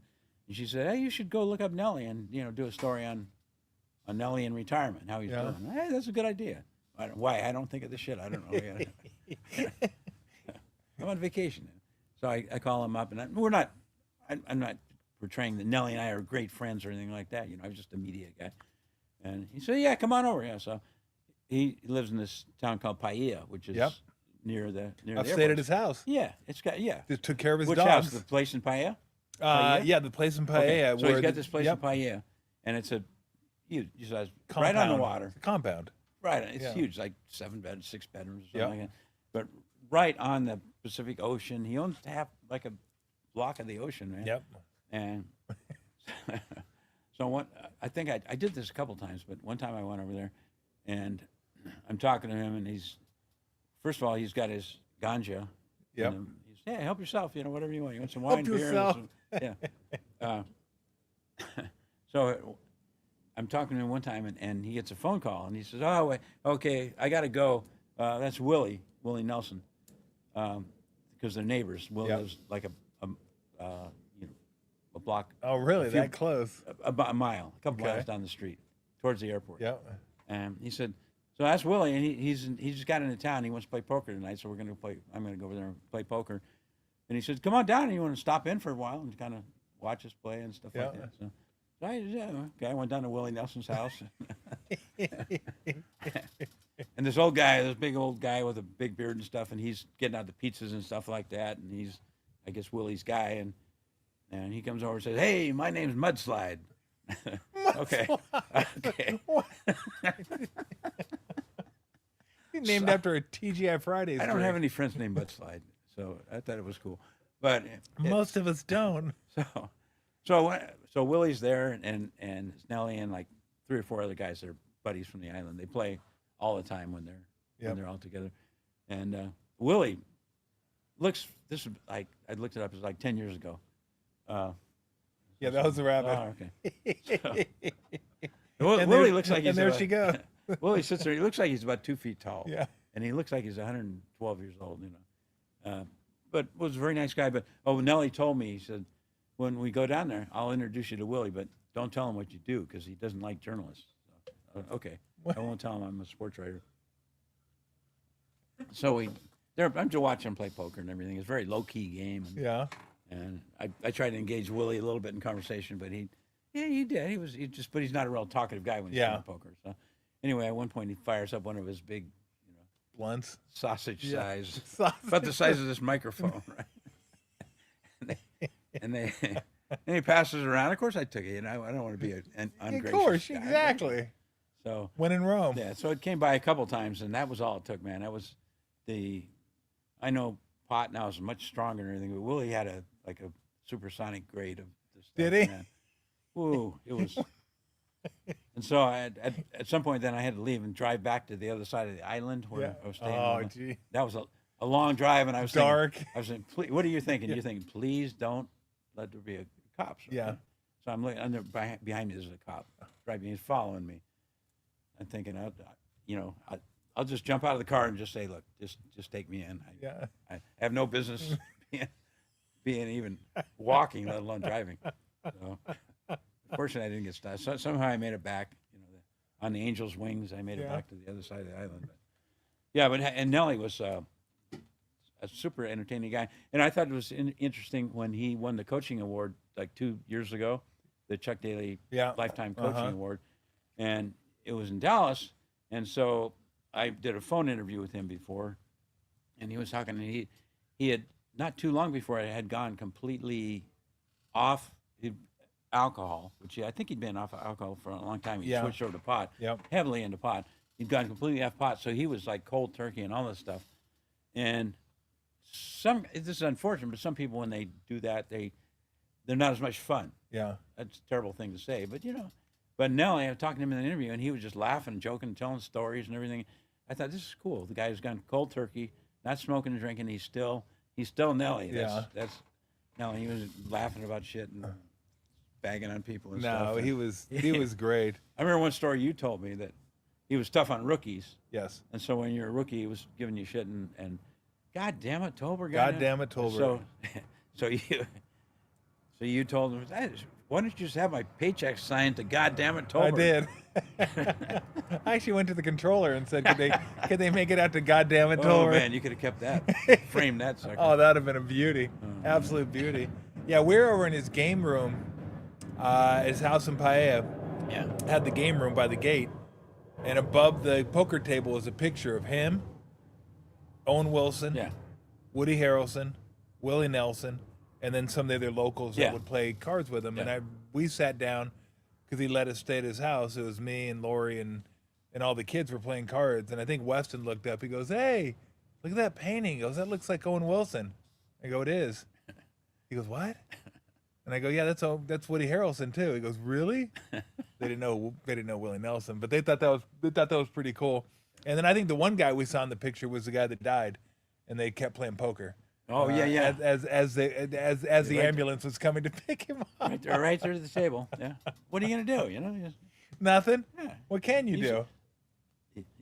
You'd want us to do it, right? What can you do? Oh my gosh! But no, he was something else. I remember at one point, he had the place in Paella, Yep. and then the other side of the island is Kihei.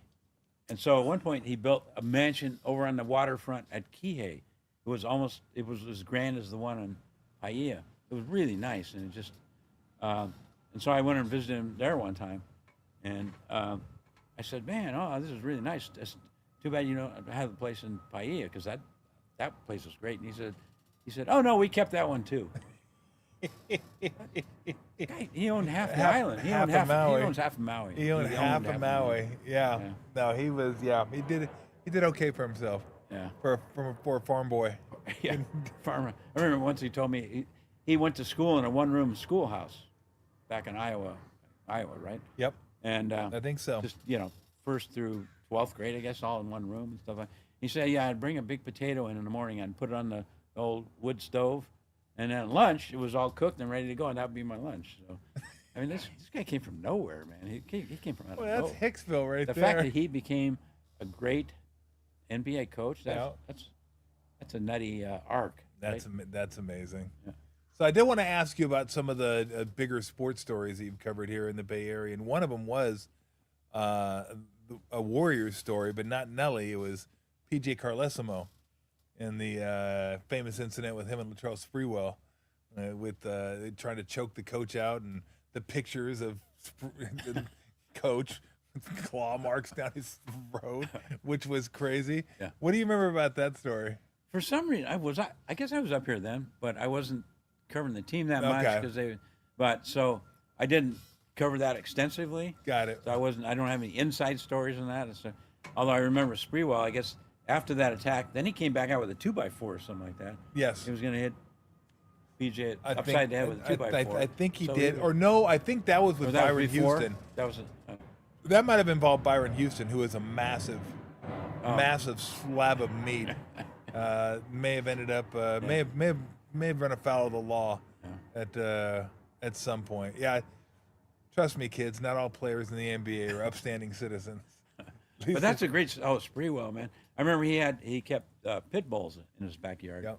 And at one point he had like a 3-year-old daughter. Yep. And the pit bull attacked her and Got the ear. chewed off her ear. And so like Yep. a week later or something, media was doing an interview with him. Hey, what about it? Must have been tough because you had to put the dog down, right? Yeah. He said, oh, no, we didn't put the dog down. Dog didn't do anything. He was just being a dog, you know? Being a dog. Just chewed my daughter's ear off. We're good. We're good. It's like, it's unbelievable. Oh, yeah. Unbelievable. All right, let me get into a little. So you were here. You came just at the tail end. So you got the Lakers down in L.A. Yeah. You kind of missed the Niners up here. Yeah. And you got kind of I the got tail that end. Steve Young. You got the Super Steve Bowl. Young Yeah, championship yeah. too. What do you remember about those early years with Young and was Walsh had just retired when you came up here, Yeah, right? he was retired, yeah. Yep. Okay. What do you remember about those years? Seaford and Young and Shanahan. Yeah. Young was great. You know Steve Young. I'm sure you've Of course, talked to him. yeah. He was He had a like friend. one of the best guys ever. Yeah. You put him on this guy has crazy just communication, people skills. He's just a good guy. He fits Yep. in anywhere. And so he was great to deal with. And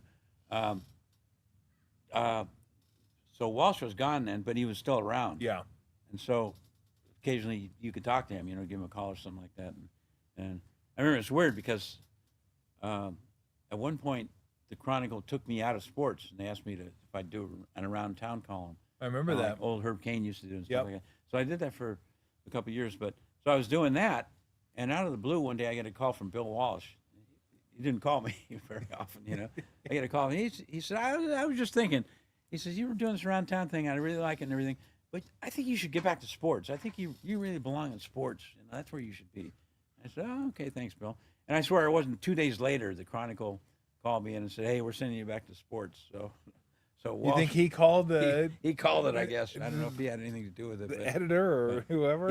He was a very interesting guy to deal with, Walsh. And Yeah, he was. He was very, like he was like Jerry West. He was behind the scenes honest. He would tell you all this stuff. Yep. Like he said, what do you think about Barry Bonds? I said, he's not a very pleasant guy. And he said, oh shit, I had lunch with him. He wanted to have lunch. We went on, and he treated the waiters and the wait staff and everything like shit. He said, I will never have lunch with that fucker again. But yeah, Walsh, really interesting guy. And he wasn't always the sweetheart that Yeah, he'd do none of them joking are. and stuff like that. Exactly. None of them are. Right. So he could get down on guys and stuff. None of them are. I mean, we talked about when Nelly passed. I talked about my time with Nelly and stories with Nelly. And like I love Nelly. I'd love to play for him again. I'm glad I got a chance to play for him. It doesn't mean he couldn't be a huge asshole. Yeah. And that's how he kind of like ran his ship.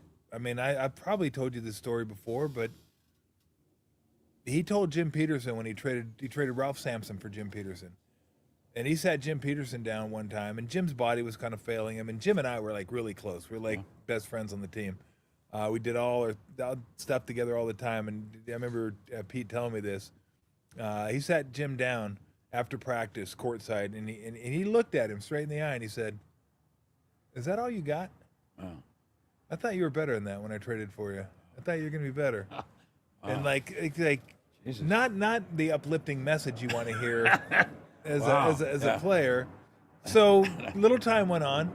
Jim was a little disgruntled, and I think he wanted to get traded. And Nelly said, "Would you like to move on?" And he goes, "Yeah." So he brought Jim up with him to his office and called GMs in front of Jim. Oh, shit. He called Bernie Bicker. Jim tells me this. He called Bernie Bickerstaff. Jim's sitting across from him. And he goes, "Hey, Bernie, how you doing?" "Yeah, Nelly here." He goes, "Hey, you have any interest in Jim Peterson?" He goes, "He'd like to move on, and I just wanted to have any." "No, for nothing." "Okay, bye." Click. Whoa. And he called like 2 or 3 guys up, and like did it that way. Like, no, not even for nothing. Okay, click. And like, and then he'd look at him and go, "Nobody wants you." And that was it. Like, that was the type of shit that he would pull. Yeah. I mean, he I don't know if I ever told you this, and again, I want to get back to you, but you remember a guy that played for us, John Shasky? No. Okay, it's a big center. Brought him in up in Seattle. Olden Polynice took a swipe at Mitch Richmond, and Nelly wanted Shasky to go in there and put Olden Polynice on the hardwood, crack him one. So he put him in there. Didn't really have much of a chance to get him. And at the end of the game, there's this long tunnel to get from the bench to the locker room in Seattle. It was like forever to get there. Nelly got kicked out. We got our asses blown out. That's back when Seattle was really good. Kemp and Peyton and McMillan and all those Yeah, big yeah, key. yeah. So we get to the locker room, and I open the door, and Nelly's standing there, so I kind of make my way around him. No, I was behind Shasky. Shasky opens the door. Nelly's standing right there, and he goes, "Did I ask you to do something?" "Yeah." "Did you do it?" "Nope." Because that's the last fucking time I'll ever ask you to do anything. Next day at practice, we do 3-on-2, 2-on-1, which is a fast break drill. 3 guys go this way. Whoever shoots it gets back on defense, and then the other 2 guys that rebound it come at him. So it's 3-on-2 this way, 2-on-1 Right. this way. Somehow Shasky ended up playing defense the whole time during the drill. I don't even know how that happens, but he played defense the whole time during the drill. It was like 20 minutes. I was like, damn, he's just abusing him. So practice is over. Shasky's like pretty much in on every drill, getting the shit end of the stick on every single drill. Nelly calls the team together at midcourt. We're over at Alameda Junior College practice. That's where we practice, Alameda JC. So we get over there, and we're all sitting around, or we're all standing around, and Nelly goes, "Okay, tomorrow, flight to Phoenix. Flight leaves at 5. Be at the airport by 4. And oh, by the way, he goes, just go say goodbye to Shasky. I just cut his ass." Shasky's sitting over on the bench cutting off his tape. And I was like, oh my gosh, that is some cold-blooded stuff right there. Like, you just abused him the entire practice and then cut him after Couldn't practice. cut him before the No. Had to make sure he had somebody to do that and then cut him before. And then we're all standing around in a circle and nobody really noticed. And then we all looked over and there's this poor SOB just sitting over there cutting his tape off. And I was like, oh my God. That's rough, man. Yeah. I go, that could be me one day. that's rough. Yeah. Although when he cut me, he brought his pig. He cut me, let me go with his pig. Oh, he did? Took his pig for a walk and then came and cut me. Wow. So I did appreciate that. He came to that. So I think. Oh wait, can we take a quick break? Yeah. I gotta. Yeah. Go ahead. Absolutely. Just go back to the house. Yep. And we'll get you all set up again. We'll be back. Do we have our? Keep my pants. I know what the show. No, it'd be great for the show, Scott. It'd be amazing. Yeah.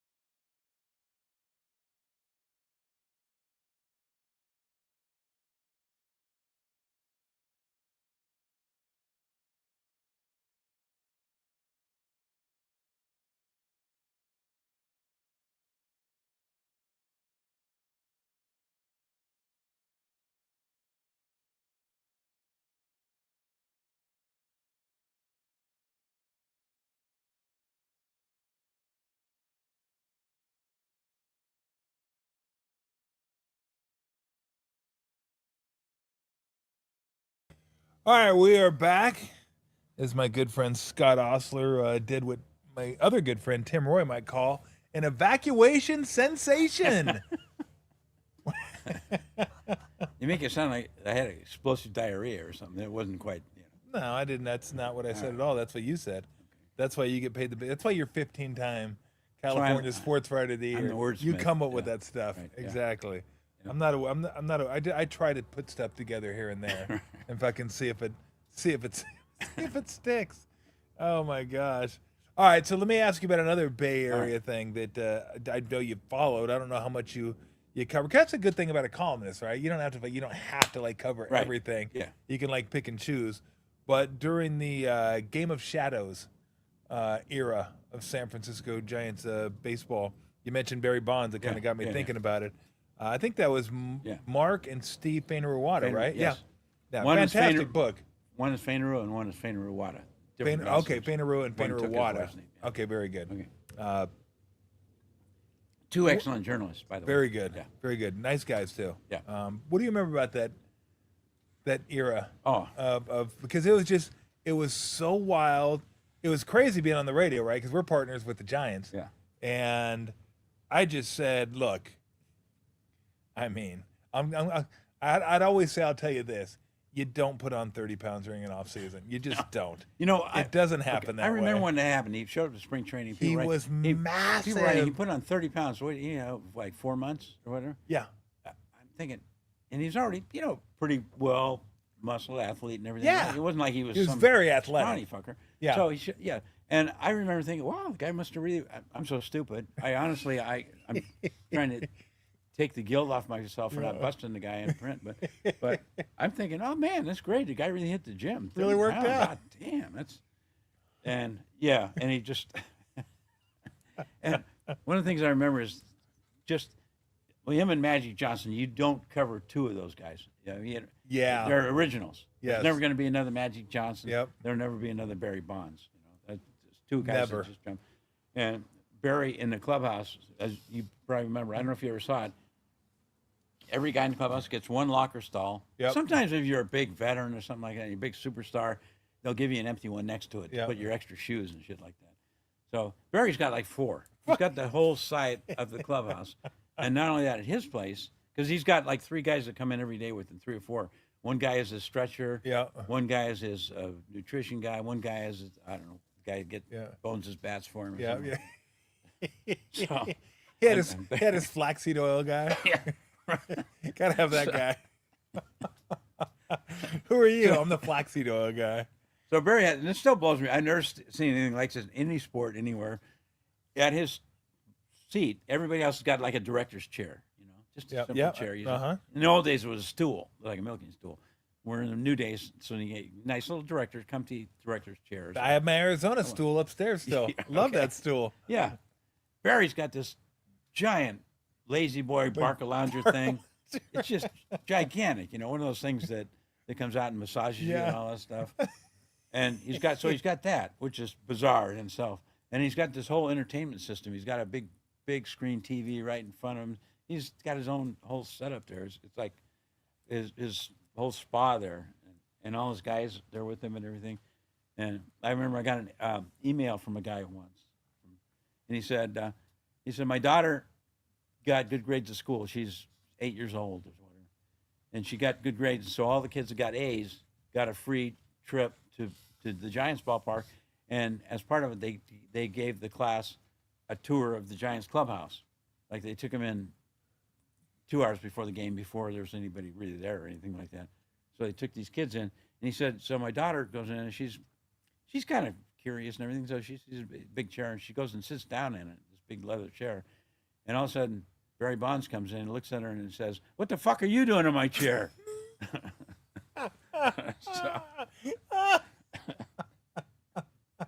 Yeah.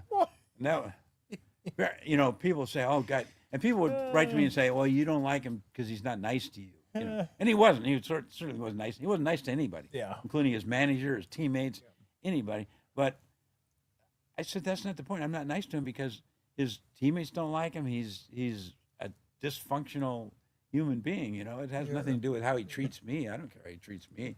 I don't go home at night and say, "Oh God, honey, I can't eat dinner tonight. Barry was mad at me today." That was, to me, it was great theater. Yeah. Barry Bonds was tremendous theater. Post game interview, just one thing, you couldn't stand behind his big lounger. That was one of his rules. You couldn't be. Oh, really? Out of his. No, you can't stand back there. You got to stand. He wanted to. Oh, you got to be in the periphery. Yeah, yeah. Okay. And sometimes he would just sit at his locker. Everybody's waiting, and he would just make everybody wait. He'd look over. Okay, and he'd spend another 20 minutes, oiling his glove or something like that. And then he'd turn around and do a 2-minute interview and bullshit answers. Just a miserable guy, Isn't it okay you just call, like, I don't know why it offends. I know why, because people get attached to their stars, but sometimes it's like, you're an asshole. He's an asshole. Yeah.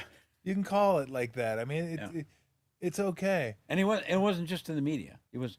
Yeah. I remember he was going for the home run record. I forget what number and all this stuff, but so he was right on the tail of Aaron, and so the team is playing at Dodger Stadium, and so a bunch of us went down there because it was momentous enough that we're going to travel with him, and so we want to talk to Barry before the game, get his pregame thoughts or whatever. It was a normal thing to do, and so the visiting clubhouse at Dodger Stadium then was like a little tiny submarine, very small and all that shit. So rather than Barry saying, "Oh, we'll go out and do it in the dugout, and we'll go out in the field because there's 25 of you guys here," no, he did it right in the. He made us wait in the clubhouse. So all the guys are trying to get dressed and everything, and they can't even get dressed because we got 25 writers in there waiting to talk to Barry. He didn't give a shit. It's like, yeah, I don't give a shit. Inconveniencing and pissing off my teammates. What do I care? As long as I'm fucking with the press, that's the main thing. And then he did the interview right at his locker, and we're just all crowded around, and we can't hear him, and so he just loved to fuck with people. Look, he was an asshole.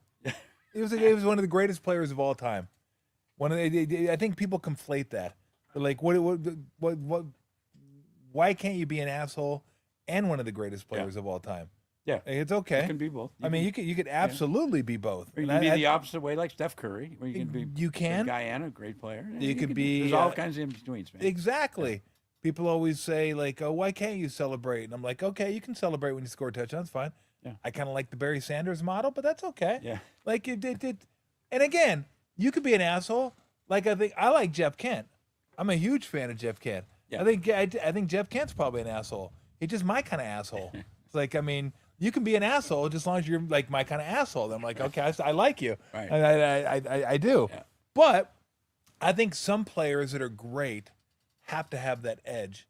Yeah. To be able to play with. Like they need that to thrive. Like you could have Magic, who wasn't an asshole. Right. You could have Bird, who was an asshole.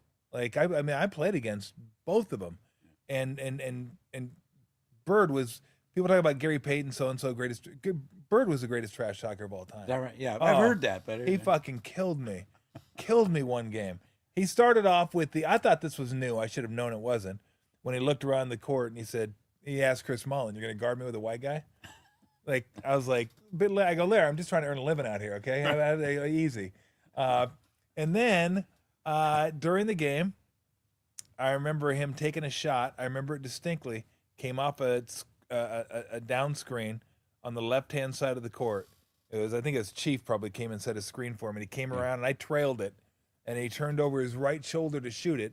So I jumped up and yelled "shot," just to let everybody, just an old, yell "shot," let everybody know shot's coming. So I yelled "shot," and he let it go, and in midair he goes, "Yes, it is." And I turned around, fucking swish.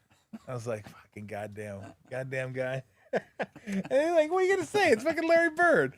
I got the Hall of Famer, and I'm me. Yeah, so I don't have much of a chance against him. Yeah. But he was kind of an asshole, but I liked him. I still liked him. It wasn't like he was like a bad guy. Yeah. He was just an asshole on the court. But that's the way he played and fucked with you when he was on the court. Magic didn't really... Isn't that weird, though? Because here's Larry Bird from some Indiana. What was the name of the town? French Lick, I think. Yeah, French Lick, Indiana. It's a little small town. Yep. A little white guy, dweeby guy from Indiana, and he becomes the leading trash talker in the NBA. Yep. That's a great art, man. I think this is my personal opinion, but I believe as a white guy in a predominantly black sport, sometimes you need that fucking edge and to say fuck you because everybody's doubting you. Yeah. Can this guy play? Exactly. Even Magic tells a story that he saw Larry Bird play and he called his boys and goes, "Yeah, this white boy could play." Yeah. Like that was always the thing, right? You're like, "Oh, this white boy could play." Like it was different. Like if you're black, you're expected to be able to play basketball. If you're white, it's like until you show you can play. So I always thought there was a little bit of that edge for white players to prove like, hey, I can play. Yeah. And like the biggest compliment, I don't know if other white players would tell you the same thing. The biggest compliment would say like you play like a black guy. Right. That and you dance like a black guy. I know. There's so much that you can't. Well, maybe you're hung like a black guy, but that didn't happen all that often. But it's one or the other. It was like one of the three that was like a big compliment. Yeah. I'm not exactly sure which one it was. Maybe it was all of them. I'm not positive. Yeah, there's so much you can't talk about. I cannot, to this day, one of the few things you can't write is that black guys jump better than white guys. Because if you write that, some people are going to think that, oh, you're saying that the only reason black guys dominate the NBA is because they get jump better. No, I'm not saying that. I'm just saying. It's so dumb. I'm just saying, I grew up, I had really good jumping ability. Yep. I was 6'1" in high school and I could dunk. And I was. Hell, that is good jumping ability. Yeah. But nobody, I remember once I played with these JC guys and we're warming up before the game. And there was a little guy that was 5'7", a black guy. Yep. And we're just warming up and he takes the ball, gets a rebound and everything, and just goes, doesn't jump or doesn't take a step or anything. He just goes 5'7". He goes up and he dunks. That's tough. I thought, oh, fuck. That's tough. No step? No. That's no a step. tough one, yeah. No. And so, yeah. But you can't write that because you become. Because everyone wants to, if you write that, like I used to say this, and I said it on the air many times. I said, when it comes to athletes, high-end athletes, black guys are faster than white guys. Yeah. Period. Right. I go, period. I'm not talking about the entirety of the human race. Right. I go, I'm talking about high-end athletes. And if people would argue with me on that, I'd go, okay, who would you bet on?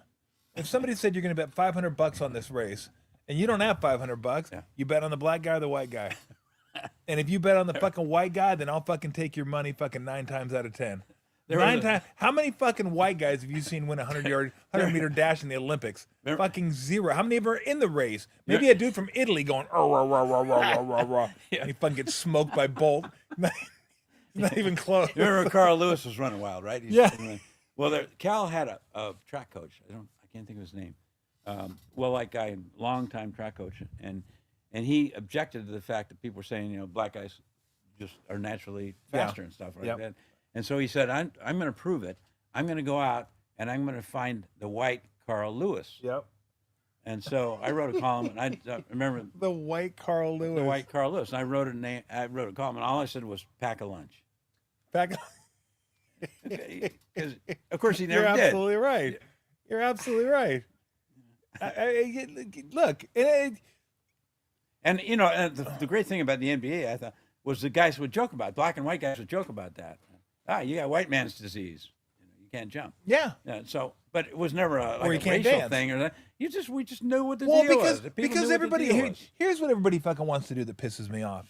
When you say like a black guy the black player is faster or a black player could jump higher, they try to bring everything else into the equation and they'll say, oh, so you're saying they make it because they're athletic. Right. They're not smart enough. No, we're not or saying they don't work at the game. No. No. Those are like different arguments. Yeah. Those are different discussion points. Yeah. We're not saying, because if you can jump and you can run, that still doesn't mean you're playing professional athletics. Yeah. You still got to work your ass off. You still got to study. You still got to fucking know your shit.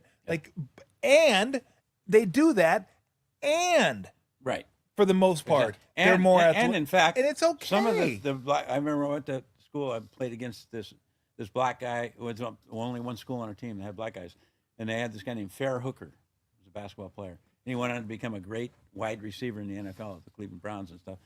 But years later, I talked to him, and he had been such a great high school player. And I asked him about that, and he says, in summer league, because I'd play summer league, right? We'd play once or twice a week. And he said, we played 7 nights a week in summer league. We played every day. pounded. We practiced year round, and so he was not only a great athlete, but he outworked guys Yeah. like me. So I'm not, when we say stuff like that, we're not saying, oh yeah, that's. Well, the guess reason. what? Look at all the guys They that might won. outwork us too. Look at all the white guys that won dunk contests. Yeah. Brent Barry's the only one that I can remember is white. Right. Look at all the black guys that won dunk contests. But look at all the black guys that have won dunk contests that aren't very good basketball players. Right. Harold Miner wasn't a Yeah, very good right. basketball. I can name a whole bunch of guys that have won Right. dunk contests. And look at the guys that Magic That weren't- Johnson, Steph Curry that can't jump. Klay Can't Thompson. run. Klay Right. Thompson wasn't great. He wasn't a great athlete. Steph, Magic, great players. Yeah. Absolutely great players. But again, when you say one, like I try to tell people, when I say this, don't bring this into that don't. argument. Yeah. If that's all I'm saying is this. Yeah. That is it. If I say, like, I think black athletes are faster. Yeah. Like, if white guys were faster, they'd probably play cornerback more often. How many fucking white corners do you see? Jason Sehorn took him to the death. No, we got two white guys, actually. We got Riley and we got DeJean from Iowa. Because if you're an Iowa, if you're a white cornerback in the NFL, you got to come from Iowa. You just fucking, it's a given. Yeah. It's a rule now. Yeah. Where you from? Iowa? Okay, you can play. All right. You can fucking play. But that's okay. I mean, it works the other way too. Like when I talk about the great serial killers of the 70s, they're all white.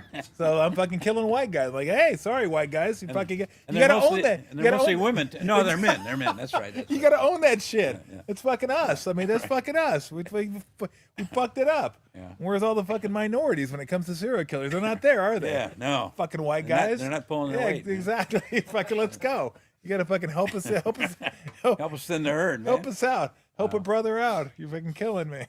Anyway, that kind of sidetracked us Oh, there yeah. for a second. Let's talk a little bit about how much interaction do you have with Bochy when he was here? Not a lot. I never got really close with him, and I think maybe because I'm not a big ripper in print. Okay. I'm not one of Yeah. those guys. I'll tell you what's wrong with this team. I'll tell you what Bruce Bochy did wrong. But I would occasionally take things. Like I have this thing, if you hit a home run, you should be in the lineup the next day, I agree with that. And Bochy would always, if anytime a guy hit a home run, he'd be out of the lineup. And so I'd write little things like that. So I think it pissed him off. So I don't think he ever really warmed me. Yeah. Warmed to me. He wasn't a bad guy or anything like that. But for instance, I don't remember ever calling me by name. Really? No Scotties? No. No Scotties. So, which is fine. But, we just never really bonded. Who would you feel like you're the closest with as far as coaches in the Bay Area? Probably Dusty Baker. Dusty? And I Kurt, love and Kurt Dusty. to an extent, because Kurt's different than Dusty, but there's nobody like Dusty. His personality is so universal. Everybody loves Dusty Yeah. Baker. I don't know how much you've had interacted with He him. even made you root for the Astros a little bit when the Astros were He cheaters. did. I couldn't fully get Nobody behind could have it, pulled that off. but except he Baker. made you kind of like, it's the Astros, but it's Dusty.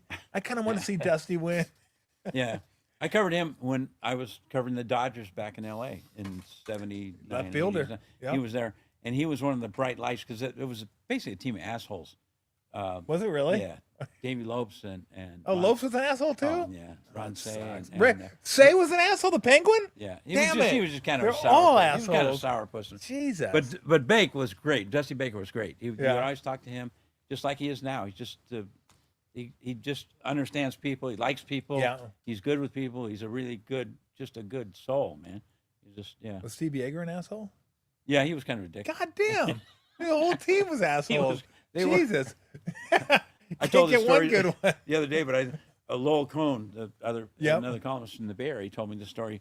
He's working in the Bay Area. He goes down to L.A. and he's just new into colonizing in the newspapers and stuff, so he didn't know all this stuff. Yeah. Goes in the Dodger clubhouse and he wants to do an interview with Reggie Smith, Reggie Smith. and so Was he it gets a toy the, cannon? What? Was that the toy No, cannon? that's Jimmy Jimmy Wynn. Wynn. Jimmy Wynn, that's Yeah. right. Reggie Smith was really super athlete guy. Yeah, and I really liked good- Reggie. Really smart guy and well educated and everything, but just a red ass.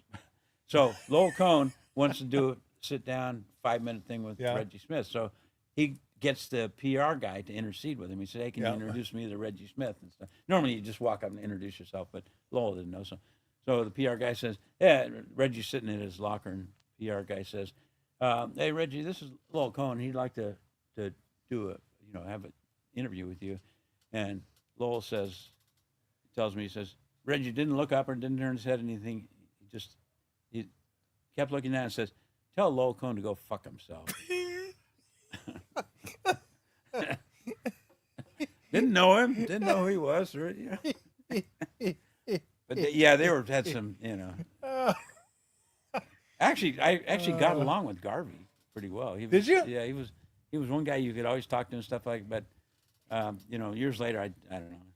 I saw him a few years ago, and he looks at me and he says, "Yeah, I guess we all do get gray hair sometimes." And his hair is all dyed to shit. Yeah, it is dyed to shit. Yeah. God dang! So the entire Dodger team are assholes. How about that?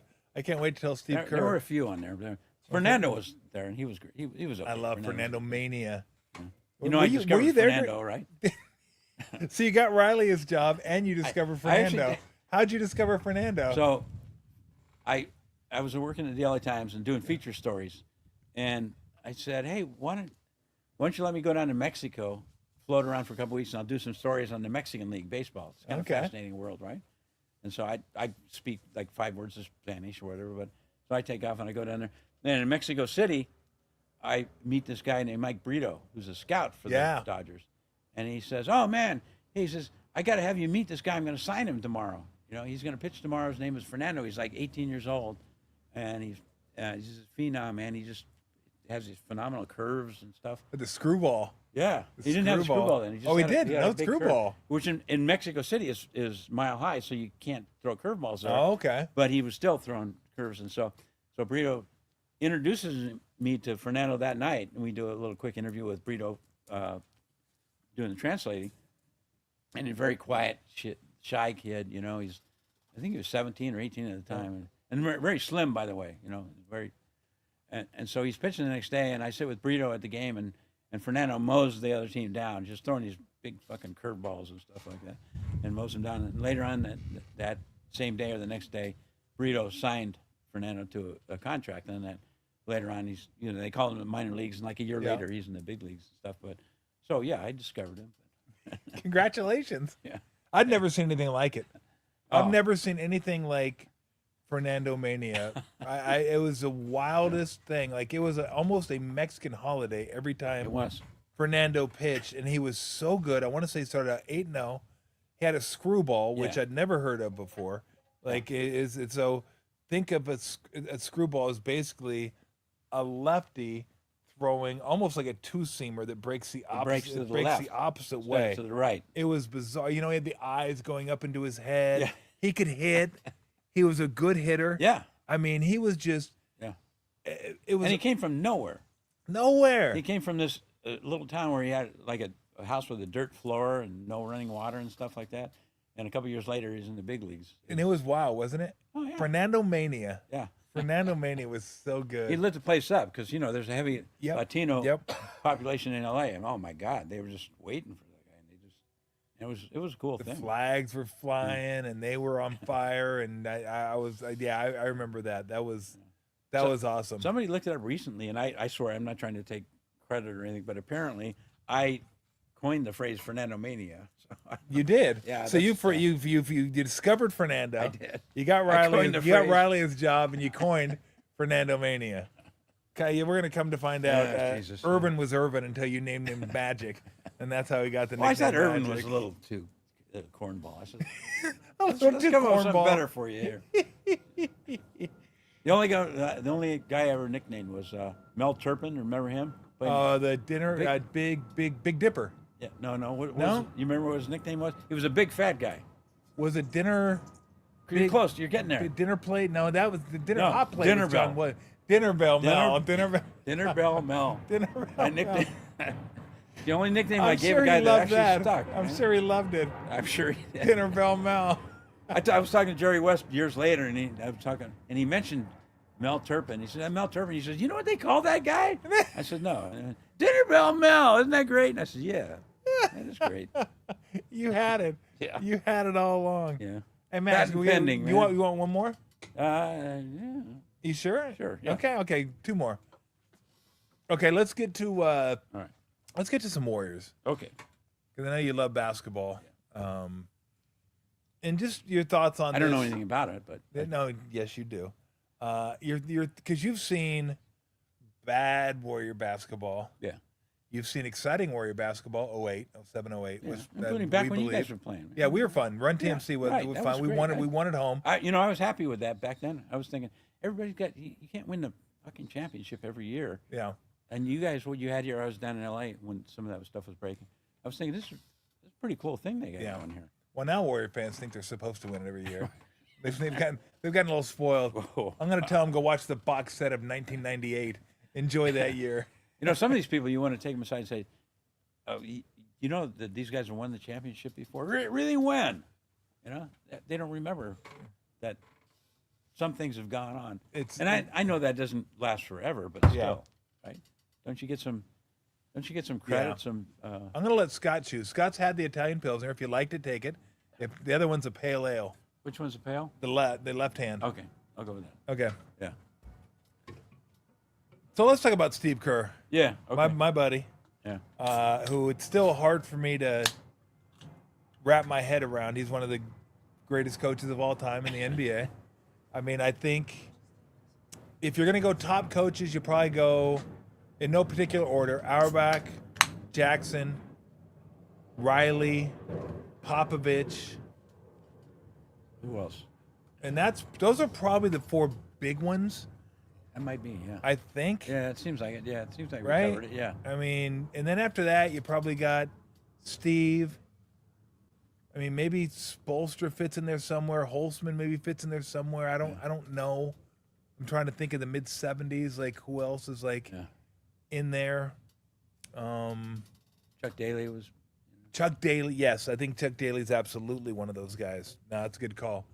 But Steve's like, let's just say in the next group. Yeah. I don't know if he's maybe he's in the top group. I'm not positive. I can't put him there. I don't want his head to get too big. But it's weird for me because I've known him for 40 years that he's in that kind of august company now. But I mean, what do you? Because he's different. He's a normal guy. He's willing to speak out on different things. He tells you how lucky he is to be able to have this job with these guys. Yeah. That it could have gone much differently if he had taken the Knicks job. So he understands how lucky he is. He's not afraid to give everybody else credit. Yeah. Like Nick Uran or the assistant coaches. Like he'll do that. Yeah. But from a guy that's covered a lot of sports, a lot of coaches, what were your thoughts on him early on and as they've kind of progressed? Yeah. Well, they first hired him. Of course, they do the introductory press conference, Yep. and they always do that. And you kind of start forming impressions right away. And usually it's just a bunch of bullshit and everything. And there were a lot of cliches and stuff. But he said some interesting stuff, and I thought he was very impressive in his breakout press conference. And one of the things he was saying is he's saying, I think we can do some stuff that will kind of help stuff out. That will kind of release him. Yeah. Get him more shots, get him more good shots. That's one of the things we're going to kind of concentrate on. You know, he didn't make a big deal out of it. He never bagged on Mark Jackson, his predecessor. Yep. Never did that. Yep. He always gave Mark Jackson Very full complimentary, credit, full credit, which he should have, which is the right thing to do. So good impression, and then right away, just when you deal with him, it's crazy because he's. I talked about Dusty Baker, but it's kind of the same kind of thing. He's just the best guy to deal with from a media standpoint. He's basically doesn't have a chip on his shoulder. He understands what you're doing and what you're looking for and what he can give you and how you can work together. It's not like an adversarial thing. Yeah. It's like, oh yeah, here's some guys that dropped in to say hi, basically. You know? And so he'll really work to give you information. And it's weird. Sometimes you want to do a story, do a one-on-one with Steve. Yeah. So you'll talk to Raymond and say, hey, Raymond, can I get Steve after practice tomorrow? I said, okay, you can get him. But he's only got 15 minutes because he's got to do an ESPN thing. Yeah. So you sit down with him and he talks and talks. And at the end of 15 minutes, he's still talking. And he's in no hurry to go anywhere. Yeah. It's just like, you want to talk? Let's talk. Man. We got a thing going here. We got a conversation. Well, let's talk. Yep. I don't care about ESPN and that shit. He just does that to everybody. He's super open. He makes the game accessible. He makes the game interesting to people. He just, he's just not hung up on all the bullshit. I remember one time he's wearing like a plaid shirt or something like that, and he comes in the pregame thing, and a bunch of us had plaid shirts, and hey, we should do the plaid shirt club. And he says, yeah, let's take a picture. Let's do a plaid shirt club. Just silly shit. And he bags on Raymond Ritter all the time. Yes, he does. And it's just like the guy's a human guy, and it's so incredibly refreshing. But he'll give you, when you sit down with Kerr to do a 15, 20-minute interview on a certain subject, like one time I sat down and I said, I want to talk about Greg Popovich and your relationship with him and how that grew and all that stuff. Yeah. And it was fucking fantastic. Just, from the heart. Yeah. Stuff, just really good stuff from the heart, not holding back, and you just don't get that from people. Yeah. Just, and it doesn't happen all the time. Not going to say this happens every day. Once in a while I'll text Kerr, there's something will happen. I'll say, hey, what do you think about this? And, he'll text back, and he's sometimes got a goofy kind of, it's like your college buddy or something. Yeah. Which he is with you. Yeah, exactly. So, but he just, he'll just let it fly and yeah. No, he's comments about give you kind of off the record shit. Yeah, he's such a normal. He just is. I know. He's. So let me ask you this, because now I don't want to get kind of deeper into the Warriors and stuff and all that, but I wanted to ask you this when we were talking about Barry, and now that we're talking about Steve. I'll ask, because Steve's very outspoken about certain issues. Yeah. Gun violence is particularly near and dear to him for obvious reasons. Anybody that knows anything about Steve, his father was assassinated back in the 80s in Beirut. So like anything having to do with gun laws, gun violence, gun control, he's very pro that. But he kind of got caught talking about a bunch of other stuff too. Like kind of like, hey, well, if I'm going to talk about this, I'll talk about this. Right. And I think ultimately he wore the Harvard T-shirt or something like when Trump was trying to shut down Harvard. Exactly. Making a statement, yes. Yeah. I think ultimately what got a lot of those guys was, unfortunately, when Maury tweeted about Taiwan and China. Yes, right. Yeah. Then everybody's like, okay, now what do you... And they're like, oh, shit. Now that's our money. Because now the owners are like, shit. no, we don't want you talking about this. So Yeah. it's like, you kind of get caught like, I know this is the right thing to talk about, but I can't talk about it. So it kind of cut your legs out. So I kind of think what he decided was, look, I don't know everything about everything. I know I'm passionate about the gun control, and this is what I want to follow. Right. This is what I'm going to talk about. Yeah. My point here, and it's a long way of getting around it, is I think people who follow the Warriors and follow Steve feel like they know a lot about Steve. Yeah. I felt like we kind of got to know Barry Bonds, whether you thought it's a great ball player, asshole, didn't care. Yeah. I think we kind of know through wearing his MAGA hat, like who Nick Bosa is, stuff like that. We know who Colin Kaepernick is, who taking the knee and doing all that kind of stuff. How much should we care what these guys are off the field, off the court? Should we be invested in that? Like, I know it's a personal thing. Like, maybe you want to know who you're rooting for. Maybe you don't. Maybe you just kind of want to like watch the games and see what happens. As long as no one's a felon.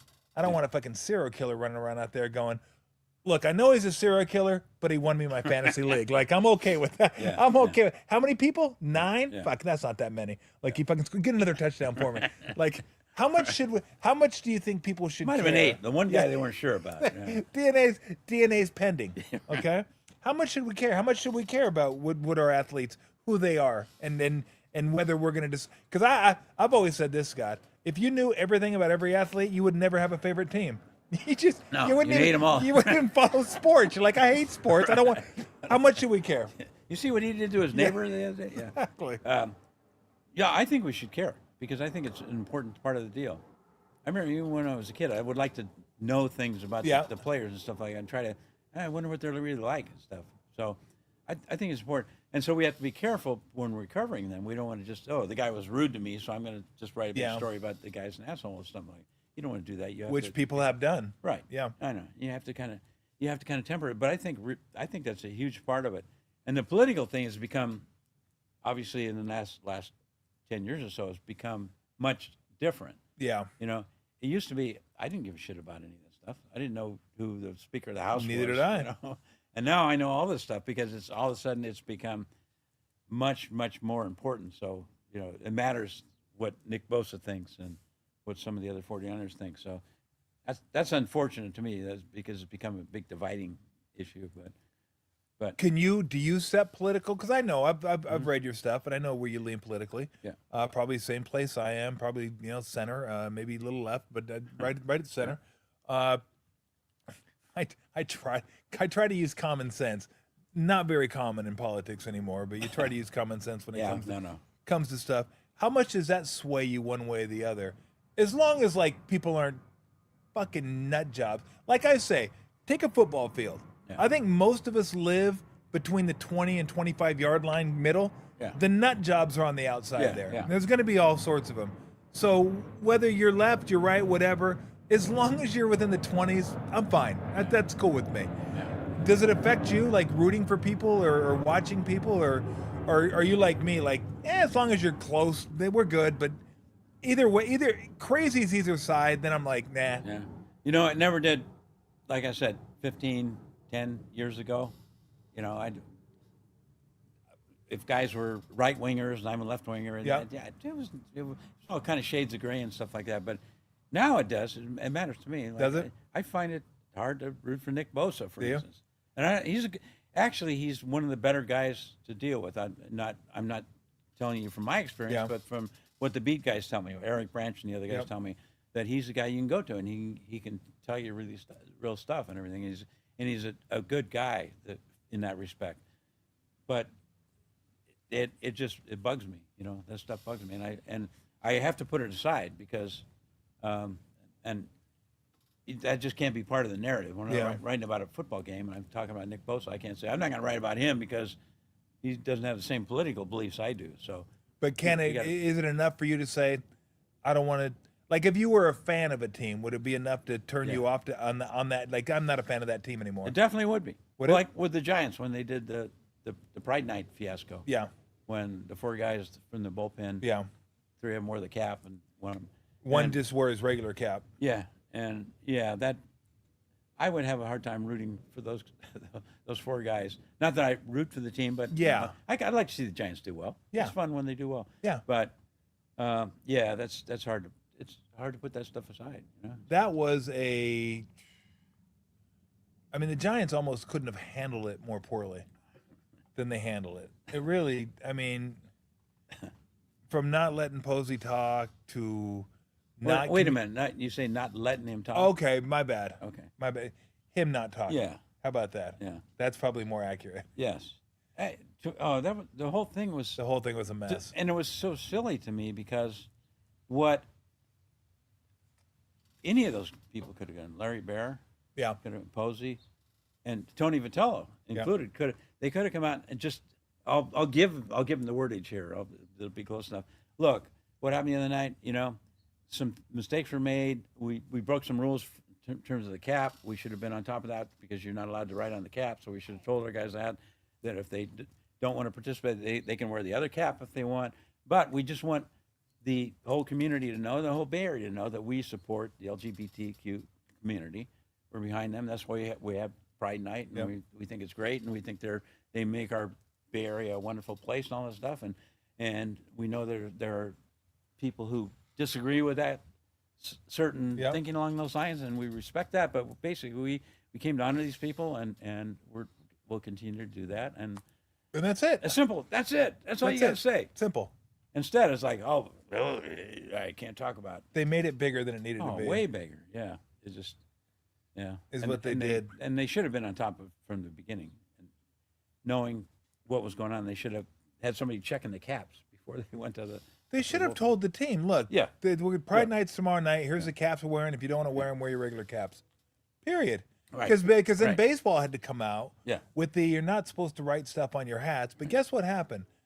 Remember I'm sure you do, the huge earthquake they had down in South America. Yeah. There was a lot of, I think it was Argentina. Right. I think they had the big earthquake where there's a lot of players who have family in Argentina. Right. Yeah. They wrote notes on their hats to them saying, hey, I love you. Hope everything's going well. Because they can't get down there and see them. It's the middle of, do you think baseball said, hey, you can't write that on your hat? I know it's for fucking people that are trapped in the rubble right now. Yeah. But get that off your, and of course they did it. Right. Yeah. Because that would have been the wrong thing to do. Yeah.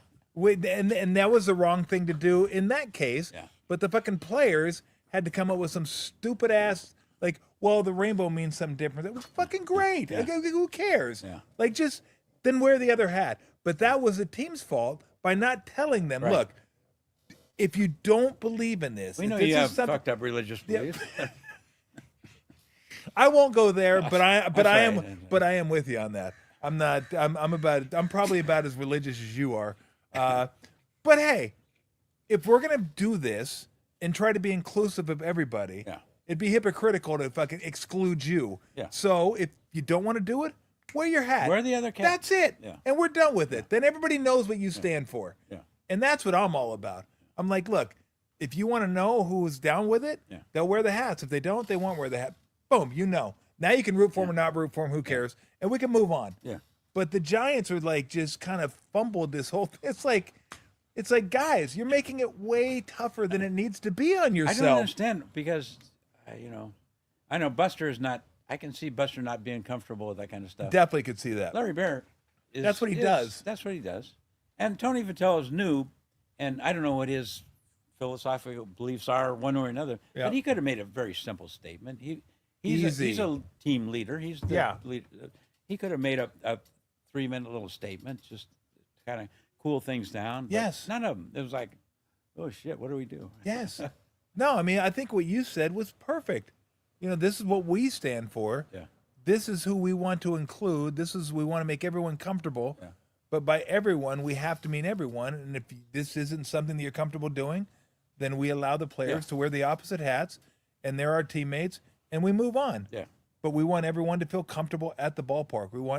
And that's it. Right. That's just fucking it. Not, I can't talk about it. I can't talk. It's like, oh my God. Like, there's sometimes I just want to say, hey, I got nothing going on. Call me. I can help you out with this shit. Yeah. I've been doing this for like That's 40 the thing. years. They should have had Raymond Ritter talk to those guys. Or something Yes. Like that. Here's how you handle the whole situation. It's not that hard. No. It really isn't that hard. You watch teams fucking try to tie themselves into knots. All right, let's get back to the Warriors. Okay. I love the fact we get sidetracked. We just have move on, and it's like a stream. Let's go down that. Let's We're go like to- the Family Guy. They did those little side things, right? Exactly. Let's go down that branch. Okay, let's come back. Let's go down the main thoroughfare again. The era of dominance, I'll call it, for lack of a better terminology, probably 15 through 2022, I guess, where the Warriors were just unstoppable. Yeah. Right. I mean, you saw unstoppable basketball. Yeah. With the Lakers, they were a great team.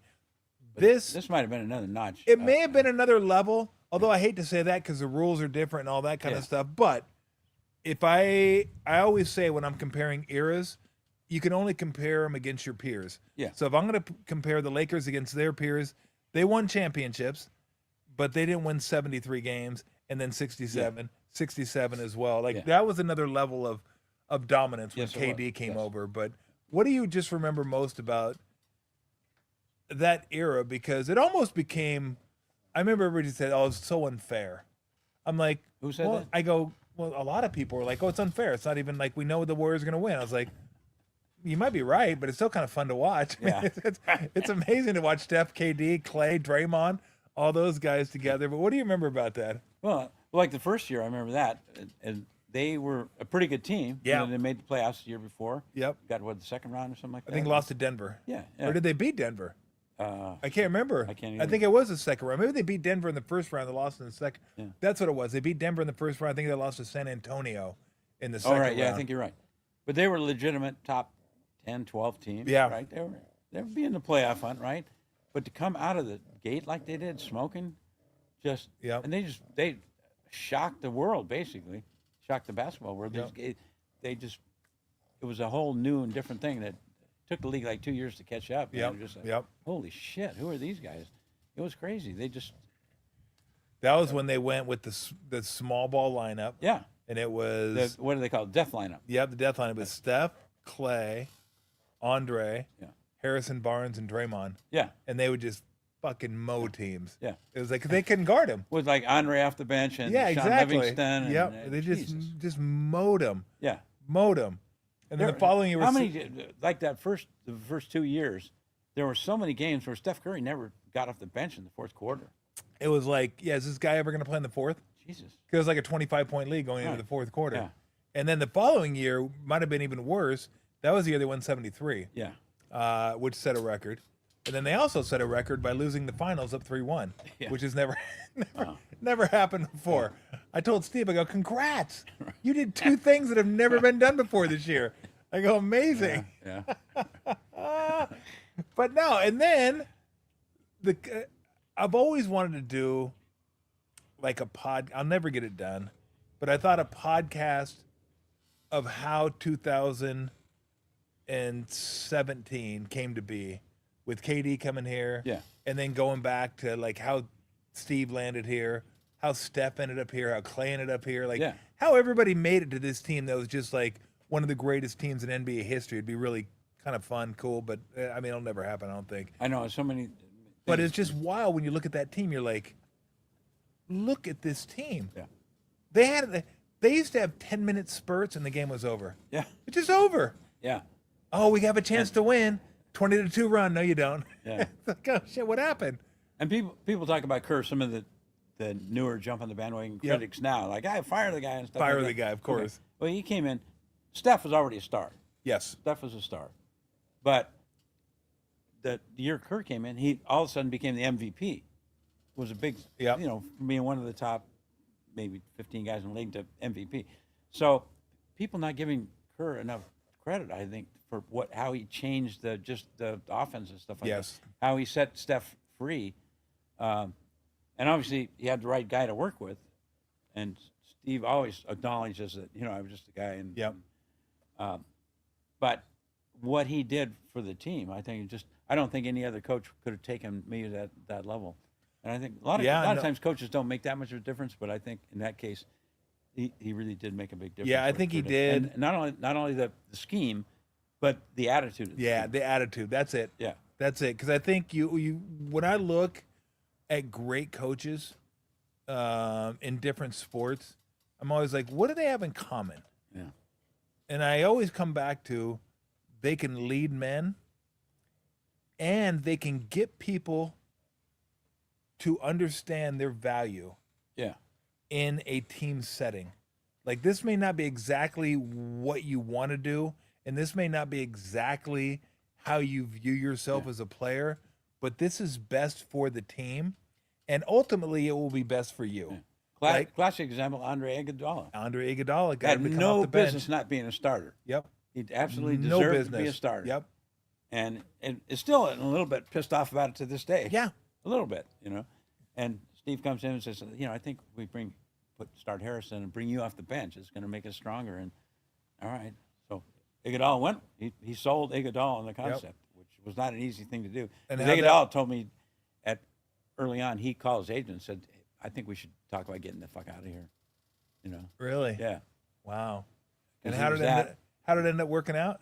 He just decided, okay, I'm gonna give it a try. I'll give it a try. And then How'd it work out? Finals MVP. Jesus. It, another crazy. it couldn't have been Yeah. any more perfect. No. A guy that says, okay, I'll come off the bench, Yeah. and then gets inserted into the starting lineup in the At the finals after suggestion game out 3. of some low-level flunky. Exactly. I think it was Nicky Wren. Yes, it was that, Nicky Wren that did it. And I don't mean to disparage Nick by calling him low-level flunky, but I call he him was- that all the time. He No was big just deal. he was Steve's Yeah. kind of gopher Yeah. and his helper and stuff, right? So he comes up with this thing. And of course, Steve gives him credit for Yeah, of thinking of course. that. It's like Steve's like, yeah, he's the one that thought of it. I was like, great. And so I think it was game 3, maybe or 4. He starts and he wins the MVP. Yeah. It's like it couldn't have been any better. No. The guy that sacrifices ends up winning the MVP. And I think after that, it became easier. Although Steve has told me it's not always easy to have these discussions with people. Like, hey, this is what's best for the team. Yeah. Because they're going to look at it as, yeah, but what about me? Yeah. And I think as a coach, if you can find that balance to where you sell the players on what's best for the team is also what's best for you. Yeah. And I think coming from him, it carries a little more weight because he was a member of the Bulls teams that won 3 straight. So was Judd Bushler. So was Luke Longley. Maybe there was another one in there that played some minutes. They all got paid really nicely after they left the Bulls. Yeah. They could have played the same style of basketball, had the same numbers, and if they'd have done that for Indiana, nobody would have cared. Right. They would have given him a contract, but it was not that money. So ultimately, what players have to understand is coaches and organizations value winning. And if you know how to win and you understand how to win, that's going to carry some weight. But the trick is getting players to like say, I trust you. Yeah. My numbers will probably go down, but we're going to win more. And ultimately, that's going to benefit me. Yeah. Because I think as a player, you still look at this as a job. I have a short time to make money. I want to make as much money for me and my family as possible. Yeah. How do I do that? Can I sacrifice and get my money and everybody else gets theirs as well? Or do I just want to get my money?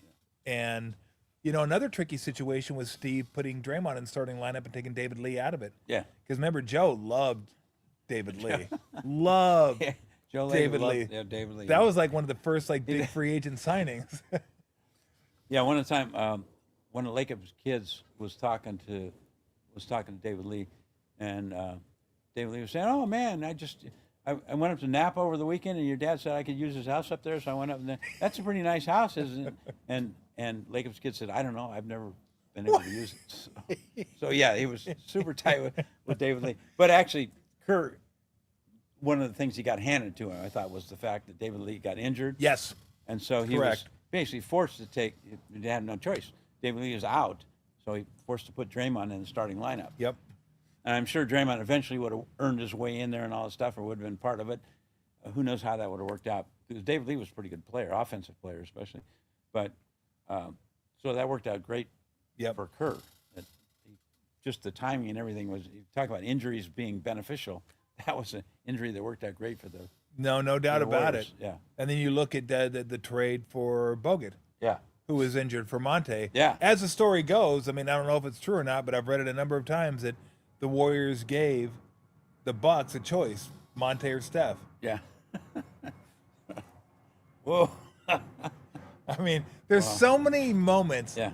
in life, right? Well, like where- when they went to trade Klay Thompson away for Kevin Love. Kevin Love, but they were also going to throw Draymond in. Yes, they were. So Yes, they were. And that was kind of a split, from my understanding. That was kind of a split. And a lot of people said, you know, Jerry West was the guy. It wasn't just Jerry. I think Jerry was a guy that wanted to see this thing work as is. Steve told me for sure, he's like, this is what I signed on for.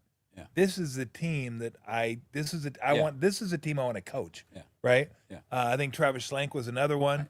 Then I think, you know, maybe Joe, and I think Bob was kind of, in most cases, Bob was kind of the middleman trying to like back and forth. But I think Joe was thinking, oh, that's going to be a great pick and roll between Kevin Love and Steph. And it would have probably been. would have been. It Sure. would have been. He was a great player. The thing is, Kevin wasn't a great defensive player. Right. Draymond, all-time defensive player. And at that point, Clay was one of the best two-way players in the game. Yeah. So you're giving up really good players, two Hall of Famers, I think, eventually, and two really good defensive players. So there's all these little forks in the road that organizations take. They're like, Okay, I got this from Myers, okay, and he told me that he had to make the Lacob said, "All right, you make the decision on the trade. You've heard all our input and all that stuff." yep. Lacob was in favor of the trade, I believe. But, I think Lacob thought, that Kevin Love would be a good fit and West here. waffled, I think. Okay, He yeah. went back and forth a couple times. So it's up to Myers to make the call, and Steve, he had just hired Steve, and he called Steve and he said, "Look, here's the deal," because Steve wanted to keep Clay, Correct. and so he told Steve, he said, "Look, I'm kind of in favor of this trade, but I just hired you, and I feel it's the right thing to do to give you the players you want. I've just hired you for the reason, your judgment and stuff, so we're not going to do this trade." So it was I basically- heard the same thing. Yeah. I heard the same thing, which I think is a pretty good way to go about it. Yeah. You hire a coach, and then you say, well, we're going to give you a different team. Yeah. Right. Yeah. We're not going to give you Yeah. the team And that we you don't think wanted. you're very smart. That's why we hired you. We'll give you this. We'll give you this team. Yeah. Oh my gosh. What are some other? Are there any other? You know, I didn't even plan. Now, just to let people know, people that watch the show, kind of understand the way I work, is that I'll have a basic idea of what I want to talk about coming in, and then I just let the show kind of take me where it goes, and because I think it's more fun that way. Sometimes it gets a little goofy, but because I didn't plan on talking about this, but I think it's an interesting topic, and you have covered so many teams.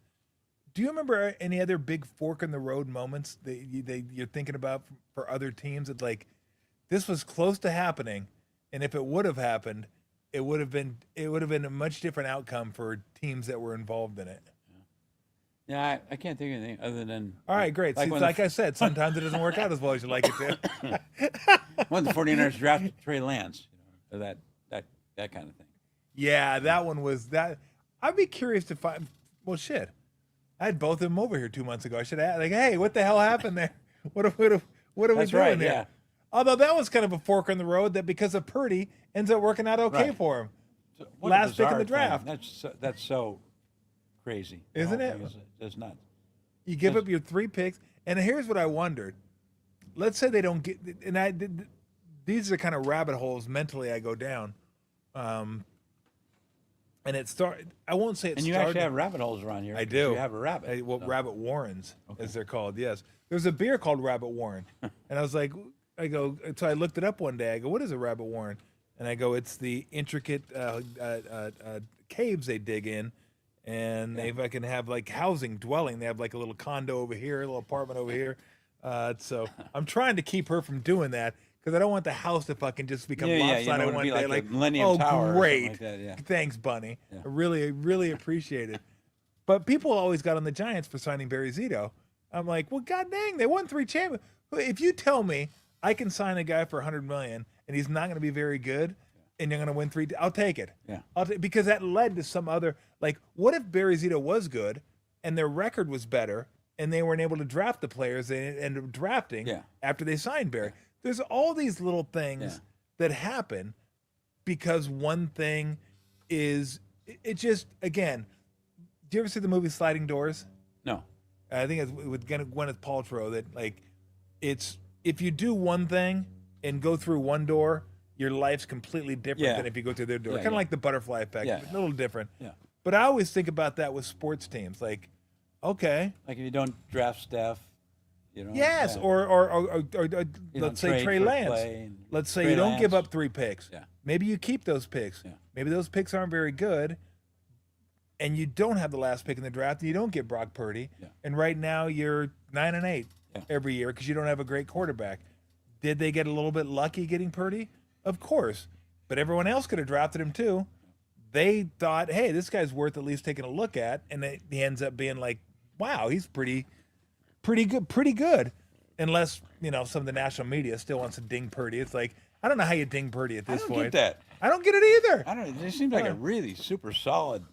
That's. I think he's a franchise He's quarterback. not gonna drag your team down, man. He's No, gonna, not at all. Like I'm totally a Purdy guy. Like Yeah, I me like too. I know. I think Purdy can. When you win a Super Bowl with Purdy, Yeah. And everybody keeps saying, well, look at the weapons he had. Well, look last year, he didn't have very many weapons. He's still really Joe good when he Montana played. had some good weapons too. Come on. So did Peyton Manning. Yeah. Peyton Manning had really good weapons. Yeah. Nobody said that about Kurt Warner. Yeah. When Yeah. he had Torrey Holt and Isaac Bruce and Marshall Faulk, nobody said that. It's the whole thing. Like Steph Curry, there's still, especially around Curry's MVP years and stuff like it, people disparaging him, And so, I don't know how you could do that anymore. No. Like But he the same is. thing with Purdy. It's just Yeah. there's some metrics that put him right in the top 3 or 4. Yeah. No, I think And Steph is. We've talked about this occasionally. Where does he come? Where is he in the Bay Area sports pantheon? Yeah. Is it him? It's come down to is it him or Montana? Yeah. Those are the two. Yeah. But then you're like, okay, well, what about Barry? Oof, that's kind of tough because I think Barry and Joe on all-time lists are probably higher in their sport than Steph is in their sport. I would think. Yeah. But Yeah. Steph's coming along at a I don't different. know. I don't know. Man, Steph's getting up there too. He is, but I don't know if he's as high as Barry or Joe. Yeah, you might be right. Because Joe's got to be top 5 all time, I would think. Yeah. I mean, he was whatever that means, greatest quarterback of all time. But remember- as far as like what he means in the Bay Area, Yeah. he might be number 1. Yeah. I remember one time before, probably about a year before Willie Mays died, he was kind of ailing and stuff like Uh-huh. that. So I had this idea. I said, I want to get the top guys from each team. I want to get Steph Curry. I want to get Ricky Henderson because the A's are still here. Ricky, I want to get Joe. And I want to get, and So who did I leave out? I got Mays. Mays. Giants. Oh, so you going one per team? Yeah. So Mays, Steph. Steph, So I'm going to get Steph. Yeah. And Willie Mays. Ricky. Yep. And Willie Mays. And just get Okay. those 4 guys together, the greatest Yep. guys from each team, and just with no idea other than just get them together for lunch or something. Throw some beers or Cokes Yeah. or Pepsis out and just let them talk. Yep. I don't, maybe it would be cool if you could film it because they'd have some great stories and Yeah. stuff like that. But just the 4 Bay Area, the greatest of ever. And I talked to Montana about it, and he said, yeah, sign me up. I'll do it. I never asked Steph, but then Willie started getting worse and worse health, and so it never worked out. But I always thought that would be so cool to get those 4 guys together. And just, those guys have stuff that nobody else has. You know, that special sauce. Yeah. Yeah. No, you're right. Yeah, I'm trying to think who would be like if I could have one from each team now to come over and do a show. Yeah. It'd probably be Joe. Steve would hate me for it, but Joe. Probably Joe Thornton for the Sharks. All right. Yeah. Okay. Steph for the Warriors, of course. Yeah. And Willie's passed, so Yeah. and Barry ain't doing it. But it would be Barry. But Barry wouldn't do it. Maybe Will Clark. Yeah. Have him come over and do it. I mean, it'll never happen. Yeah. But yeah, I mean, you start thinking of Who you like got for the 40? Oh, 49ers Joe. 49ers would Okay. be Joe. Yeah, I think. Yeah. But for an area, it'd be hard to beat like those guys as like the best. Yeah. Like in each respect, because you're talking Steph's probably, and most lists 10ish, right around the top Yeah. 10. Yeah. Joe's top 5, Barry's top 5. Hockey would be a little light, but Joe Thornton's a great player in his own right. I Right. mean, he's a heart winner. So yeah, I mean the Bay Area's had some pretty, and then we forget Jerry Rice may be the greatest football player of all time. Yeah. So Barry's been blessed with some pretty top end athletes. Are we blowing up over here? Are we like getting hot? Like, are we gonna catch fire? No, I think we're okay. Okay, I saw you touch something. I'm just making sure it doesn't overheat. I think we might catch fire. Where'd Max go? He had something come up. He had to go. Okay, I was like, I mean, I probably should have recognized this an hour ago. Like somebody just like, if he leaves, I'll be like, we'll be talking. I'll be like, is anybody running the ship here? What happened? I think we're done. I was watching your show the other day. Yep. And Why were you doing that? I don't know.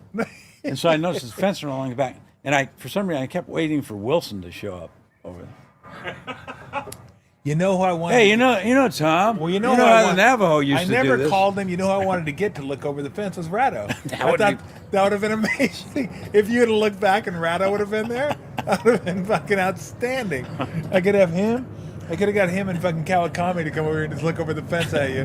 Ray Ratto, one of the great artists of all time. People don't know that, but he's very artistic. You know. Is he really? Yeah. And one of the things he does. Whoa. I've known Ray for a long Well, time. I don't mean he paints, nudes No, I of know his he's not wife or anything like Michelangelo, that, no. but he can draw?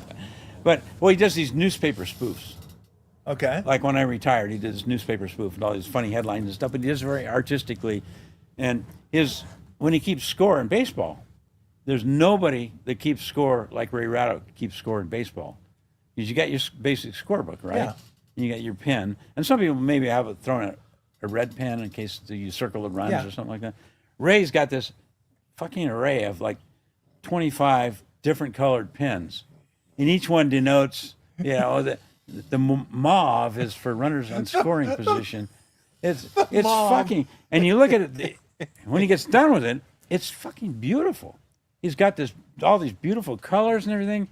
And I told him one time, I said, man, I would love to have one of your box scores. I would frame it and put it on my wall. And you know what Ray's response was? What? Ah, fuck you. Of course it was. Of course But it I'm was. serious. Oh my! And he keeps these logbooks. I don't know. He keeps these logbooks of the baseball season, where just every pitcher on every team and every bat, it's phenomenal what he does. He's so deep into this stuff. It's crazy. I would say that as a sports fan, and a consumer of sports product, whether it be visual the TV reading, auditory. I felt like I was so blessed playing here and then living here because I felt like I got two. And again, I don't read Boston papers, New York papers, Chicago. I don't read. So take this for what it's worth. But I feel like I got two of the funniest sports writers of all time in you and Ray. Oh man, And it was so different. That's great company to be. Oh, I mean, you guys were. Yeah, you we're guys different. made me laugh. Yeah. It was in a different way, but I mean, what was it like working with him? Like, did you guys like hang out? Did you know each other at all? Because I mean, you got your brand of humor is just fucking yours and his. It just fucking kills me. Well, it was most. Well, Ray's great in the press box because he's always like Ray, you know. He's always Ray. Yeah. He's always Ray. But I like road trips. I remember one time when the Giants went to the World Series under Dusty Baker, and I remember one scene. We're in a hotel room night between one of the games, and there were probably 15 of us sports writers in there, just up partying, drinking, and Ray just took over. He just took over. You know, I wish I would have taped it. We used to have the Chronicle used to have this guy named Rusty Simmons that covered the Rusty, Warriors. Really good guy, super good guy, and Rusty's parents lived in San Antonio. So when we'd go down to San Antonio, like for the playoffs, Rusty's parents would pick us up. Oh, wow! And they'd pick us up at the airport. There'd be like 5 of us, you know, Killian and Ratto and me and Jenks or whatever it was, and they would take us around. But the word is Rusty's parents were very religious, so don't swear around them and stuff like that. You know, they're very nice people and they're cool and everything. And so they pick it. And we were driving down the street and Ratto, look at that motherfucker over there. They got stupid cocksucker. Yeah, geez. And the mom is laughing her ass off. And she basically falls in love with Ratto. She would have run away with Ray Ratto. This foul-mouthed little dude from the Bay Area. Yeah, he's got a certain charm to him, Ray does. Oh, Ray. The one thing I've never been able to get Ray on was admitting that he was a fan of a team growing up. Oh, yeah. He will not admit that. And maybe he wasn't. I don't know how you can't be a fan of a team. Yeah, you can't. Growing up. Can't not have and getting into like I would have to suspend my belief and think, okay, there's somebody that's 8 years old that's just a fan of sports. Right. No one's just a fan of sports when you're fucking 8. You're a fan of a team. Like, I don't know what I'll get first. Ray telling me what team he was a fan of growing up, or Jeff Kent telling me he has actually popping wheelies and fucking wrecked his bike in spring training. Like, I don't know which. Both those guys are sticking to their stories, and they're not backing off of it. But every time I ask Ray, he goes, nope, never been a fan of a team. Well, if anybody could say that and make me believe it, it'd be Ray. No, Ray is unbelievable. But Guy, you got to work with. I mean, what a great roster you guys had back then. Yeah. I mean, it was you, Jenkins. I love Bruce. Bruce, amazing. Oh, he's my role model for writing, man. Is he really? Oh shit, he's great. He's so good and he's so natural and everything. And I remember one time early on when I first up here, I'm in the press box covering a World Series or something, and after the game, we're both on deadline, so we're typing away, and he does this for like 10 minutes. And he packs up and he's gone. I'm thinking, what the fuck? That's got to be the biggest piece of shit anybody's ever written. I read it the next day, it's like fucking poetry. He's so fast and so good. And he's always got something to say. And it's so natural. It's just the flow. He's not trying. And yeah. Yeah, he's superb. The great thing about it was you guys were so good and so different. Yeah. Everybody had their own niche. Yeah, I remember we had Glenn Dickey who had this weird shit going on. Oh, Glenn was wild. We got him on the radio. Ralph loved Glenn Dickey. I was like, Glenn. I remember when I first saw the picture of Glenn Dickey. I was a little taken aback. I was like, not that he was the wig. No, not the wig. Okay. It was like I thought he was fucking like Amish or something. I was like, what happened? Where'd the mustache go? He did look Amish. Yeah. But he loved Glenn Dickey. He loved it was Glenn. We had Joan Ryan. Joan Ryan, really, really good. Joan Ryan, David Steele. At one point we had five 5 or 6 sports Yes. columnists. That was crazy. Forgot about that. Like, and these are Chronicle doesn't even have 6 writers now, let alone sports writers. Seriously. Wow. all the names are coming back now because I remember doing the radio show. Like, we would get all you guys on. I remember we were on when I moved up here. They said we want to have you on once a week, and we'll pay you, I don't know, $50 a shot or whatever it was. And so we would do our little thing. Then after about 6 months a year, they called me up and said, "Hey, we decided we can't pay you guys anymore. The $50 a week. We still like to have you on once in a while." And I said, "If I'm not worth paying $50 a week, I'm not going to be able to do your show." I hated that. So- I go, you can't. I go, if you're going to ask people to come on without paying them, that's fine. Yeah. But don't pay them and then ask them to come on without getting paid. Yeah. I go, that's just like, it makes you seem like, it's like, I go, you guys can't see this? Right. Like, that's like the I wrong know. way to go about it. Like, you just, Lulu loves Lulu's jumping okay. up. She loves jumping up on our guests, Yeah, she's bothering our guests. No, But yeah, Jenkins. Yeah, but we had a really good crew back then, man. It Great was- crew. Yeah. Great crew. But so many people that I still like, Shulman. We Henry had on all Shulman, the really time. good. Loved Henry. Yeah. Great guy. Yep. Also. Susan, What a great crew. still have on. I have on this show Yeah. occasionally. Susan Slusser is just fantastic, and Killian. Yeah. Who have on. I mean, there's so One of my many. great drinking buddies. Yeah, there's so many really, really good. Hey, look, I think what's happened to the newspaper industry is the same thing that's happened to the radio industry. It's just they can't afford to keep the talent, Yeah. or they're short-sighted enough to think we can't afford to keep the talent when they don't realize the talent is what sells the paper. Yeah. And the talent is what sells the radio. And I think that's happened. Right. And I don't want to disparage the people at KMBR because I still got a lot of good friends over there, Yeah. but I just think they look at it the wrong way. Like, let's just keep cutting back. And the more you cut back, the more you dilute the product, and the more people don't want to read or listen. Yeah. And then you got to cut back even more. Yeah. And then ultimately you're like, well, fucking let's just shutter the thing. Where? It's like, where are we at? What are we doing? Newspapers going the same way. Yeah. It sucks. Yeah. It's awful. Yeah. Oh, let me take it. Can I take another? Yeah, fast please break? go ahead. I mean, I've kept you probably way longer than I should have anyway. Probably. Yeah. But You pay double time for overtime.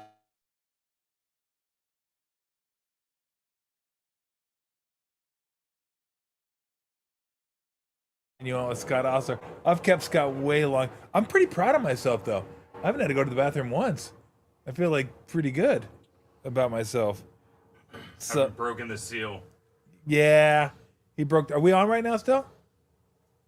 We're still on. Yeah. It doesn't matter. I mean, I'm talking to Ogden right now. Yeah. Fucking everybody knows what Ogden Here, looks hold like. on, I guess I'll- that's okay. Keep it on. I'm good. all right. So, like, literally, what happens is I have people on so long that they got to go to the bathroom not once but twice, is what happens. And what have we been on? 3 hours now? 2:45. 2:45. So we'll probably wrap it up fairly soon. Scott's like, holy shit. At least he's not peeing on I don't the know. TV like Krug. Krug was peeing on the TV? Krug peed on our TV? Krug, what are you doing? Why'd you pee on our TV? I can't believe you did that. He didn't actually. I know he didn't. Nobody's gonna pee on the TV. No, but look, when you have people on that you like and the stories are incredible, like Scott's stories are so good. Just so much fun. And I like talking to Scott, and I know we probably spent an hour on Lakers stuff just because I grew up watching the Lakers and he grew up but he was covering the Lakers for the Times back in the day. And they had a great roster too. The Times had a great roster, but it's sad that's the way it is, that we're kind of doing the aggregation thing when it comes to newspapers and news collecting, that you don't get the Scott Ostlers and the Ray Rattos. Although you can still get the Ray Ratto at the Defector. Here I am doing a fucking Scott Ostler interview, and I'm pumping Ray Ratto's site. Fucking Ray. Are you kidding me? So yeah, you can still read Ray's stuff, and then Tim's still doing his stuff at the Standard, and Jenks is doing his stuff every now and again. But no, I mean, the Bay Area had some amazing talent when it came to writing, and to be honest, we had a pretty good roster too when it came to radio, and that thing is gone. Bye. See ya. And it's just, that's the way it is. Things change. Like I'm not really bitter about it. Although I will say this, fucking KMBR, at least wait a little bit before you fucking fire someone who had fucking cancer and fucking had their lung collapse and were in the hospital for 2+ months. I mean, good Lord. I mean, Sulu, what happened to you? fucking Sulu has gone rabid. Holy cow. It was like Sulu, and I read that like Mary Berner's taken over, and like, I thought she took over like 10 years ago. All I'll tell you is this. I don't really have that many bad things to say. I understand the business. Susquehanna was way better than Cumulus. I will say that, though. I did enjoy them. I did enjoy our crew of Tony and Bob and Ralph and myself and Gary and, oh, God, Lulu's attacking Scott. Like Gary said when we had him on the day Ralph passed away, call Atlanta for some pens and pencils. Yeah. Yeah, Gary said call Atlanta for some pens and pencils. Some office supplies. That was like he took one terrible. last shot at him Terrible. as he hung up. It was great. All right, well, we'll wrap it up. All right. I mean, I've kept you fucking way too long. Yeah. But what's the? Can we talk about Tugboat? Oh yeah. Okay. Before we get that, because I do want to All right. pub your Substack again. All right, Where's it's not radio about and the paper? Where are they going? What's going to happen in 5? Where are newspapers at in 5 years? Man, well, they won't be on the street. They won't be in your driveway. No? You know, the print newspapers, any day now, right? Yeah. It's on life support. Newspapers in general. I'm kind of glad. I think I got it at the right time. You know.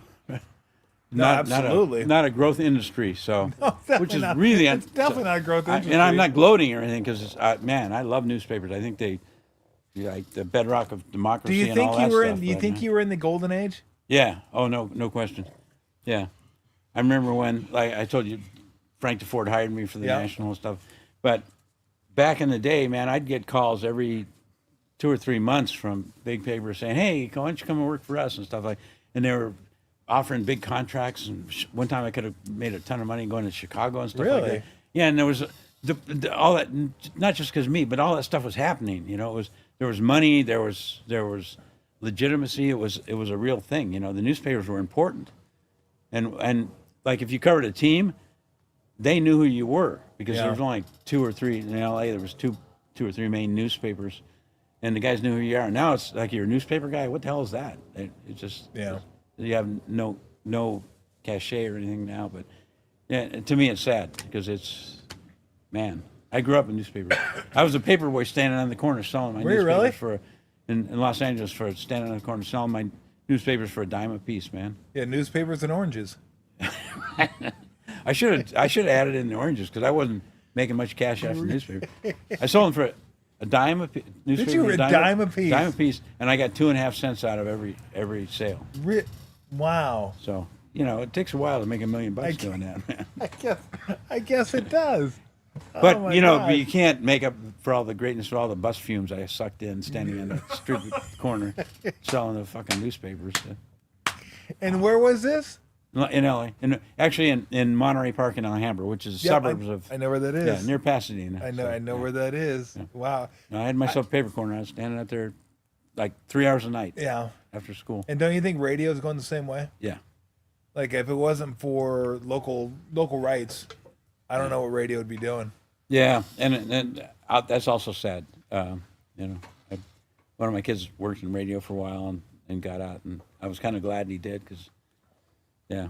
And the same with TV news and stuff like that. There's a lot of stuff going down the tubes, and not for the better. No, it's not for the better. No.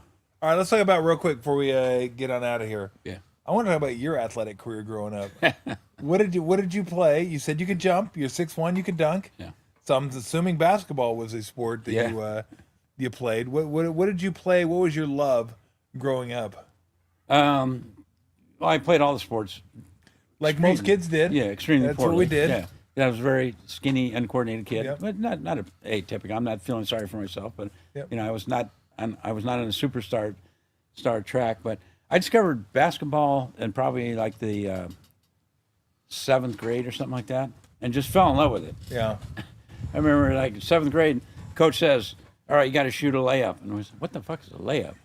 And so we tried doing it. You're going off the wrong, wrong you're foot. just missing the backboard and shit. And I just remember going with my buddy to the gym, and we spent like 2 hours just shooting layups, just trying to shoot a layup. Yeah. And finally kind of got it down where we could. But yeah, I just fell in love with basketball, and that's always been the number one. So, like in high school, I played a little bit. Our team was not great, but Yeah. and then I got a chance to, my moment of glory, I got to school, college at Pepperdine College. It's now university. Oh, but you're a wave. Yeah. Oh, no, I was a riplet because I was on the freshman team. But back then, No, they weren't called the Riplets. yeah, they were called the riplets. They were- There you go. They were- I love it. The Riplets. Who knew? And so I go out for the freshman team because they'd have walk-on like tryouts and stuff like that. So I make the team, not as just strictly a walk-on guy from the. So I wind up starting on the freshman team, because that's how crappy our team was. Yeah. And Crappy, our team. but we're in LA, so we play the other teams. We played SC. Yep. We played UCLA. And guess who UCLA had that year on not their Lou freshman team? Alcindor. Yes. Was he really? Yes, he was. You played against Lou Alcindor? Yes. Get the fuck out of here. So No way. So we go over to play. Poly Pavilion had they were just opening. Okay. The concrete was literally not dried yet on Poly Pavilion, but they had Kareem and Lou at Alcindor at the time, and they had like 5 All-Americans on their freshman team. Yes, they did. They had Lucius Allen. They beat their varsity You remember team. Lucius Allen? Oh, okay, yeah, their Lucius varsity Allen. their varsity was ranked number 1 in Yes. the country preseason polls. Yes. They didn't wind up there. They were ranked number 1, and so they played a preseason game. It was kind of a big deal game, and the freshmen beat them by like 20. They smoked the best team in the country. And so we So you guys played them. and we're used to playing. I'm in Pepperdine. We're used to playing in front of 12 people. My high school girlfriend would come over, my parents would come over, and that swelled the crowd up. And so then we go over to Poly, and it's a freshman game. There's not even a varsity game that I don't think. And they packed it with 14,000 Did people they really? for a freshman game. And we're oh Jesus! I remember my little freshman crew were in the hallway before the game, and Kareem walks through, Lou walks through, and he says, "Oh Jesus!" For one thing, we got nobody on our team bigger than 6'7", and he's terrible. And He's terrible. And Lou, very uncoordinated. Lou walks in, and he's just this. He's got a beret, he's got shades, got a big overcoat, and he walks. Oh shit! We're like, oh fuck. And so, like early in the game, like I have this moment where somebody takes a shot, and Lou gets the rebound, and he puts it back up. And he misses it and puts it back up. And like the third time, it's like, fuck this stuff. And he goes up and he jams it, right? And it's like the backboard's going like this. And if you had a picture of that, you'd have these 5 Pepperdine guys that were just going like, holy shit. I remember, I went off that night, didn't I? I got 2 points. You do? Did you stay within 50? Wow. It was pretty close. I think it was 40-something. But the weird thing, You guys basically played the best team in the country. yes, exactly, Yes. we did. The best college team in the country. Yep. And we were kind of dog shit. And not only that, but before, I was a power forward on the team because I had no offensive skills at all. Yeah. I just hand me the ball and I would go like that. But I could get rebounds and I could jump and I could I could play some defense. I was tough and I would elbow guys and shit like that. And so I was a 6'1" power forward on our team. And so like the week before, our point guard sprains his ankle. So my coach says, all right, you'll play point guard against UCLA. Which had to be the biggest joke in the world. Yeah, I couldn't dribble 2 times on my own without losing the dribble, but yeah. So That's amazing. You played against Lou Alcindor his freshman year at UCLA. yeah. Wow.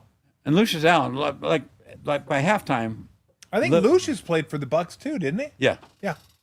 And Lucius, like I looked it up, and he scored 37 against us that night. He just went off, and I'd never, like I said, I played in a league that was mostly white guys. Yeah.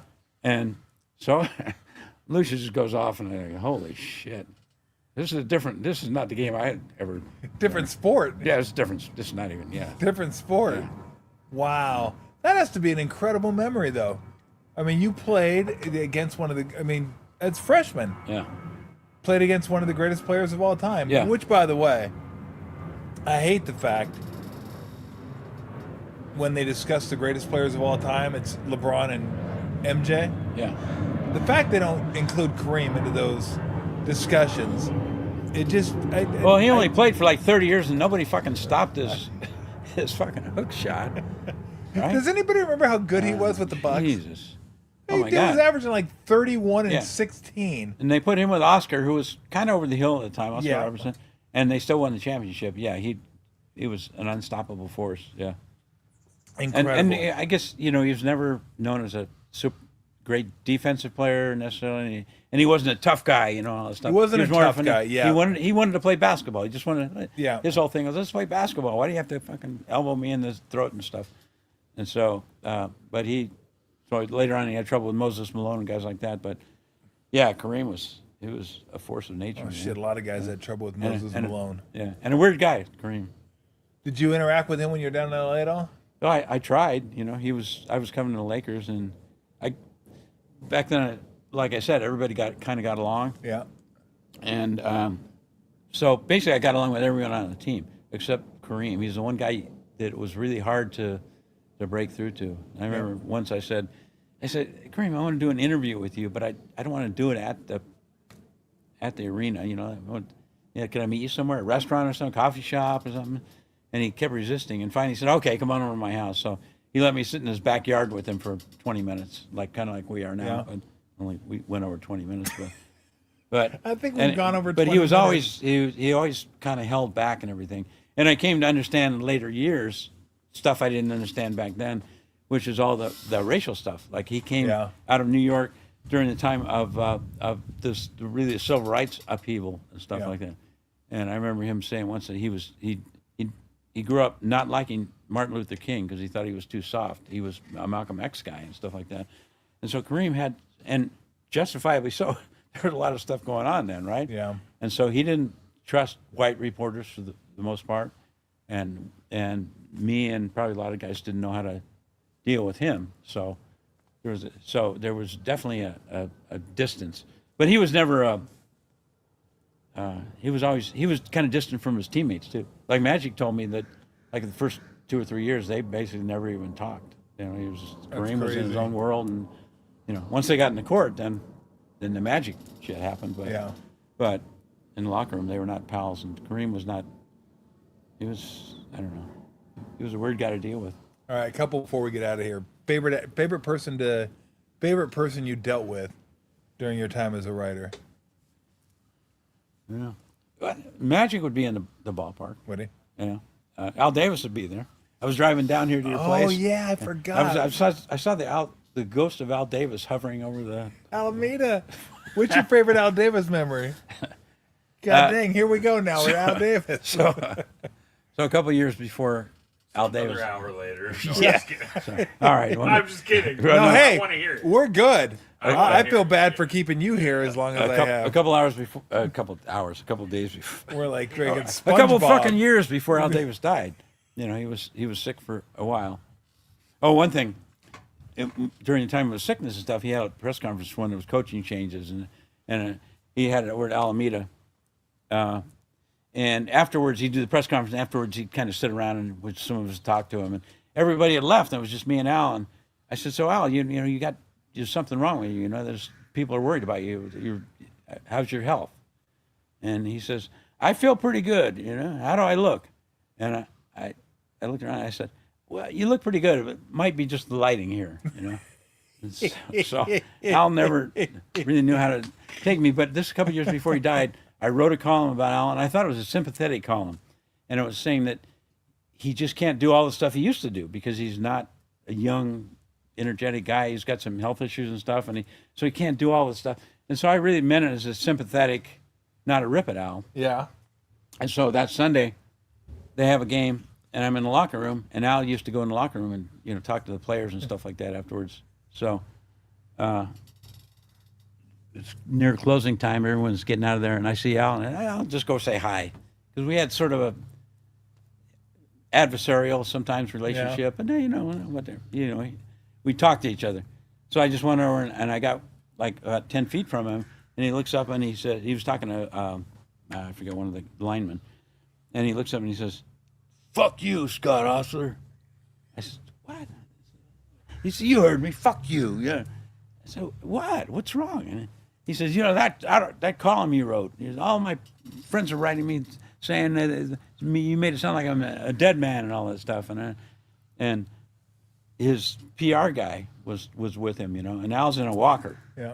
And his PR guy jumps in between us as if either Al's going to attack me out of his walker or I'm going to go attack this guy in his walker. Like he's got to separate us. And Al is pissed.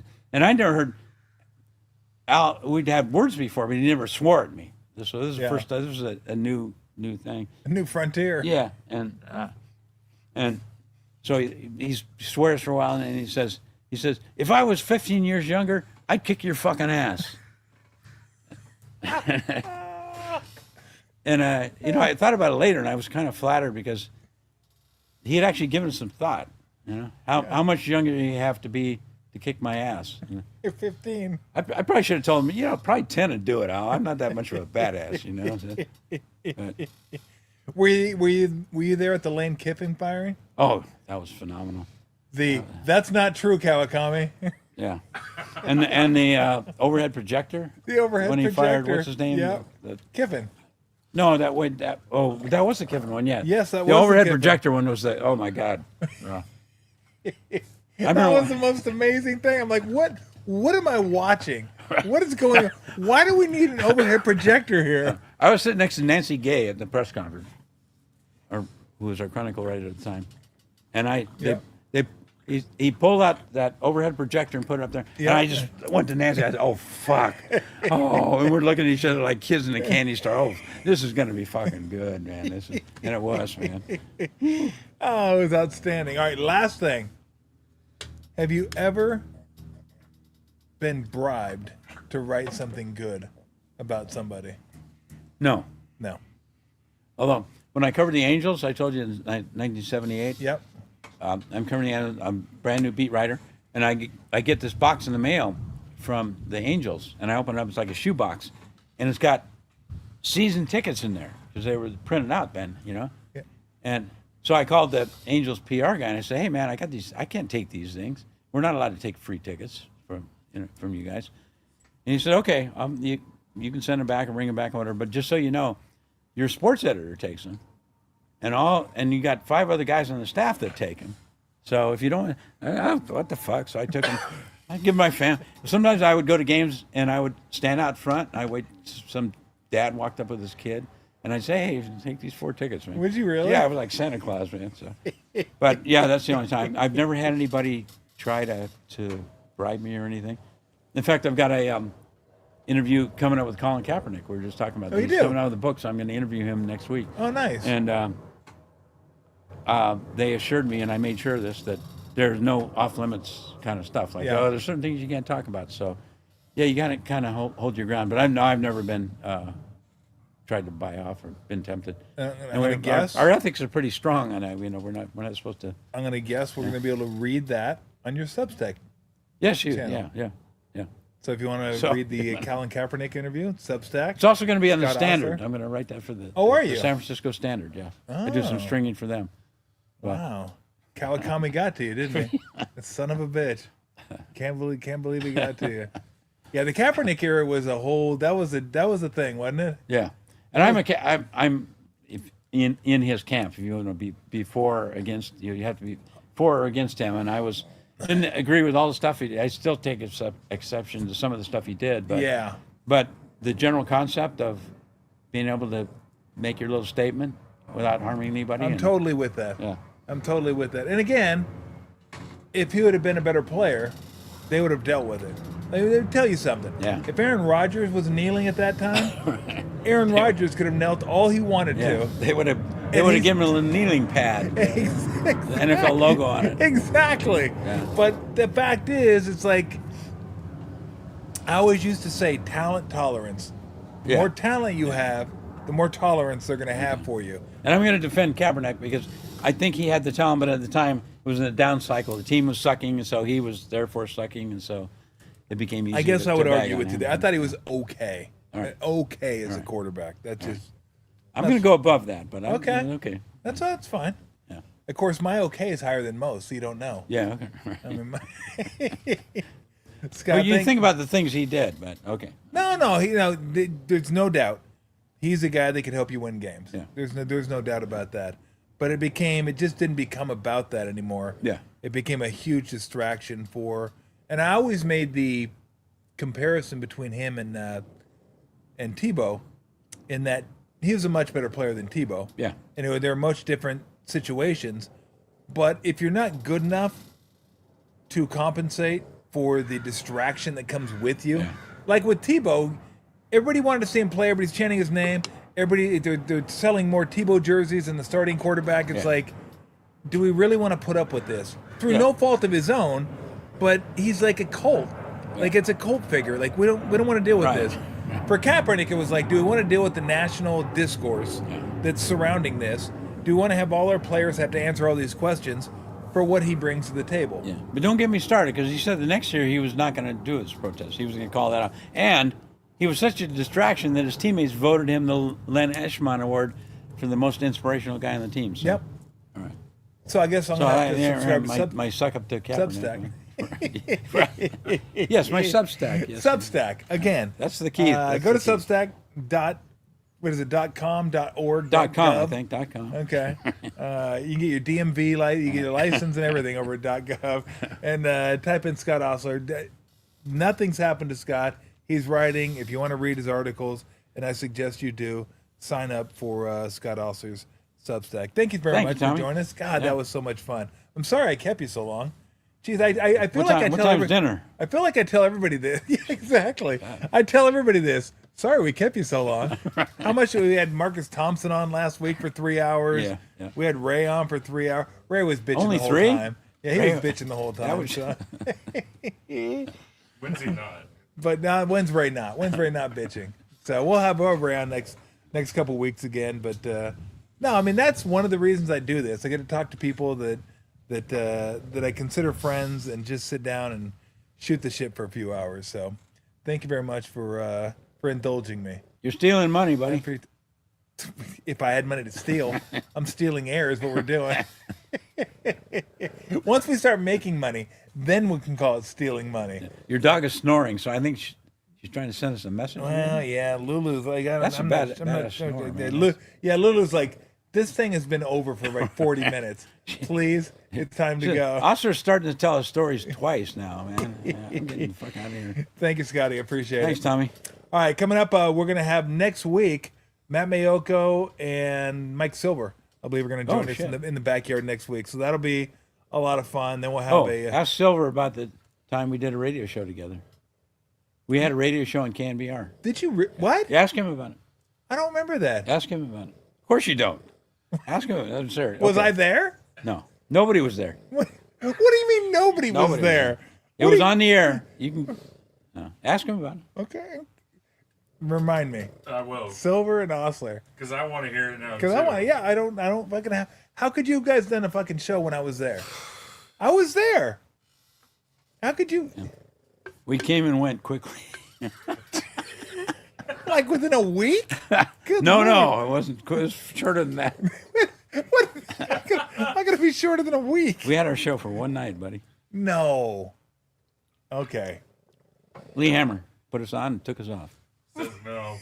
Lee Hammer says no. Leanne You know, says when the no. manager comes out after one inning and says, "You're toast, baby."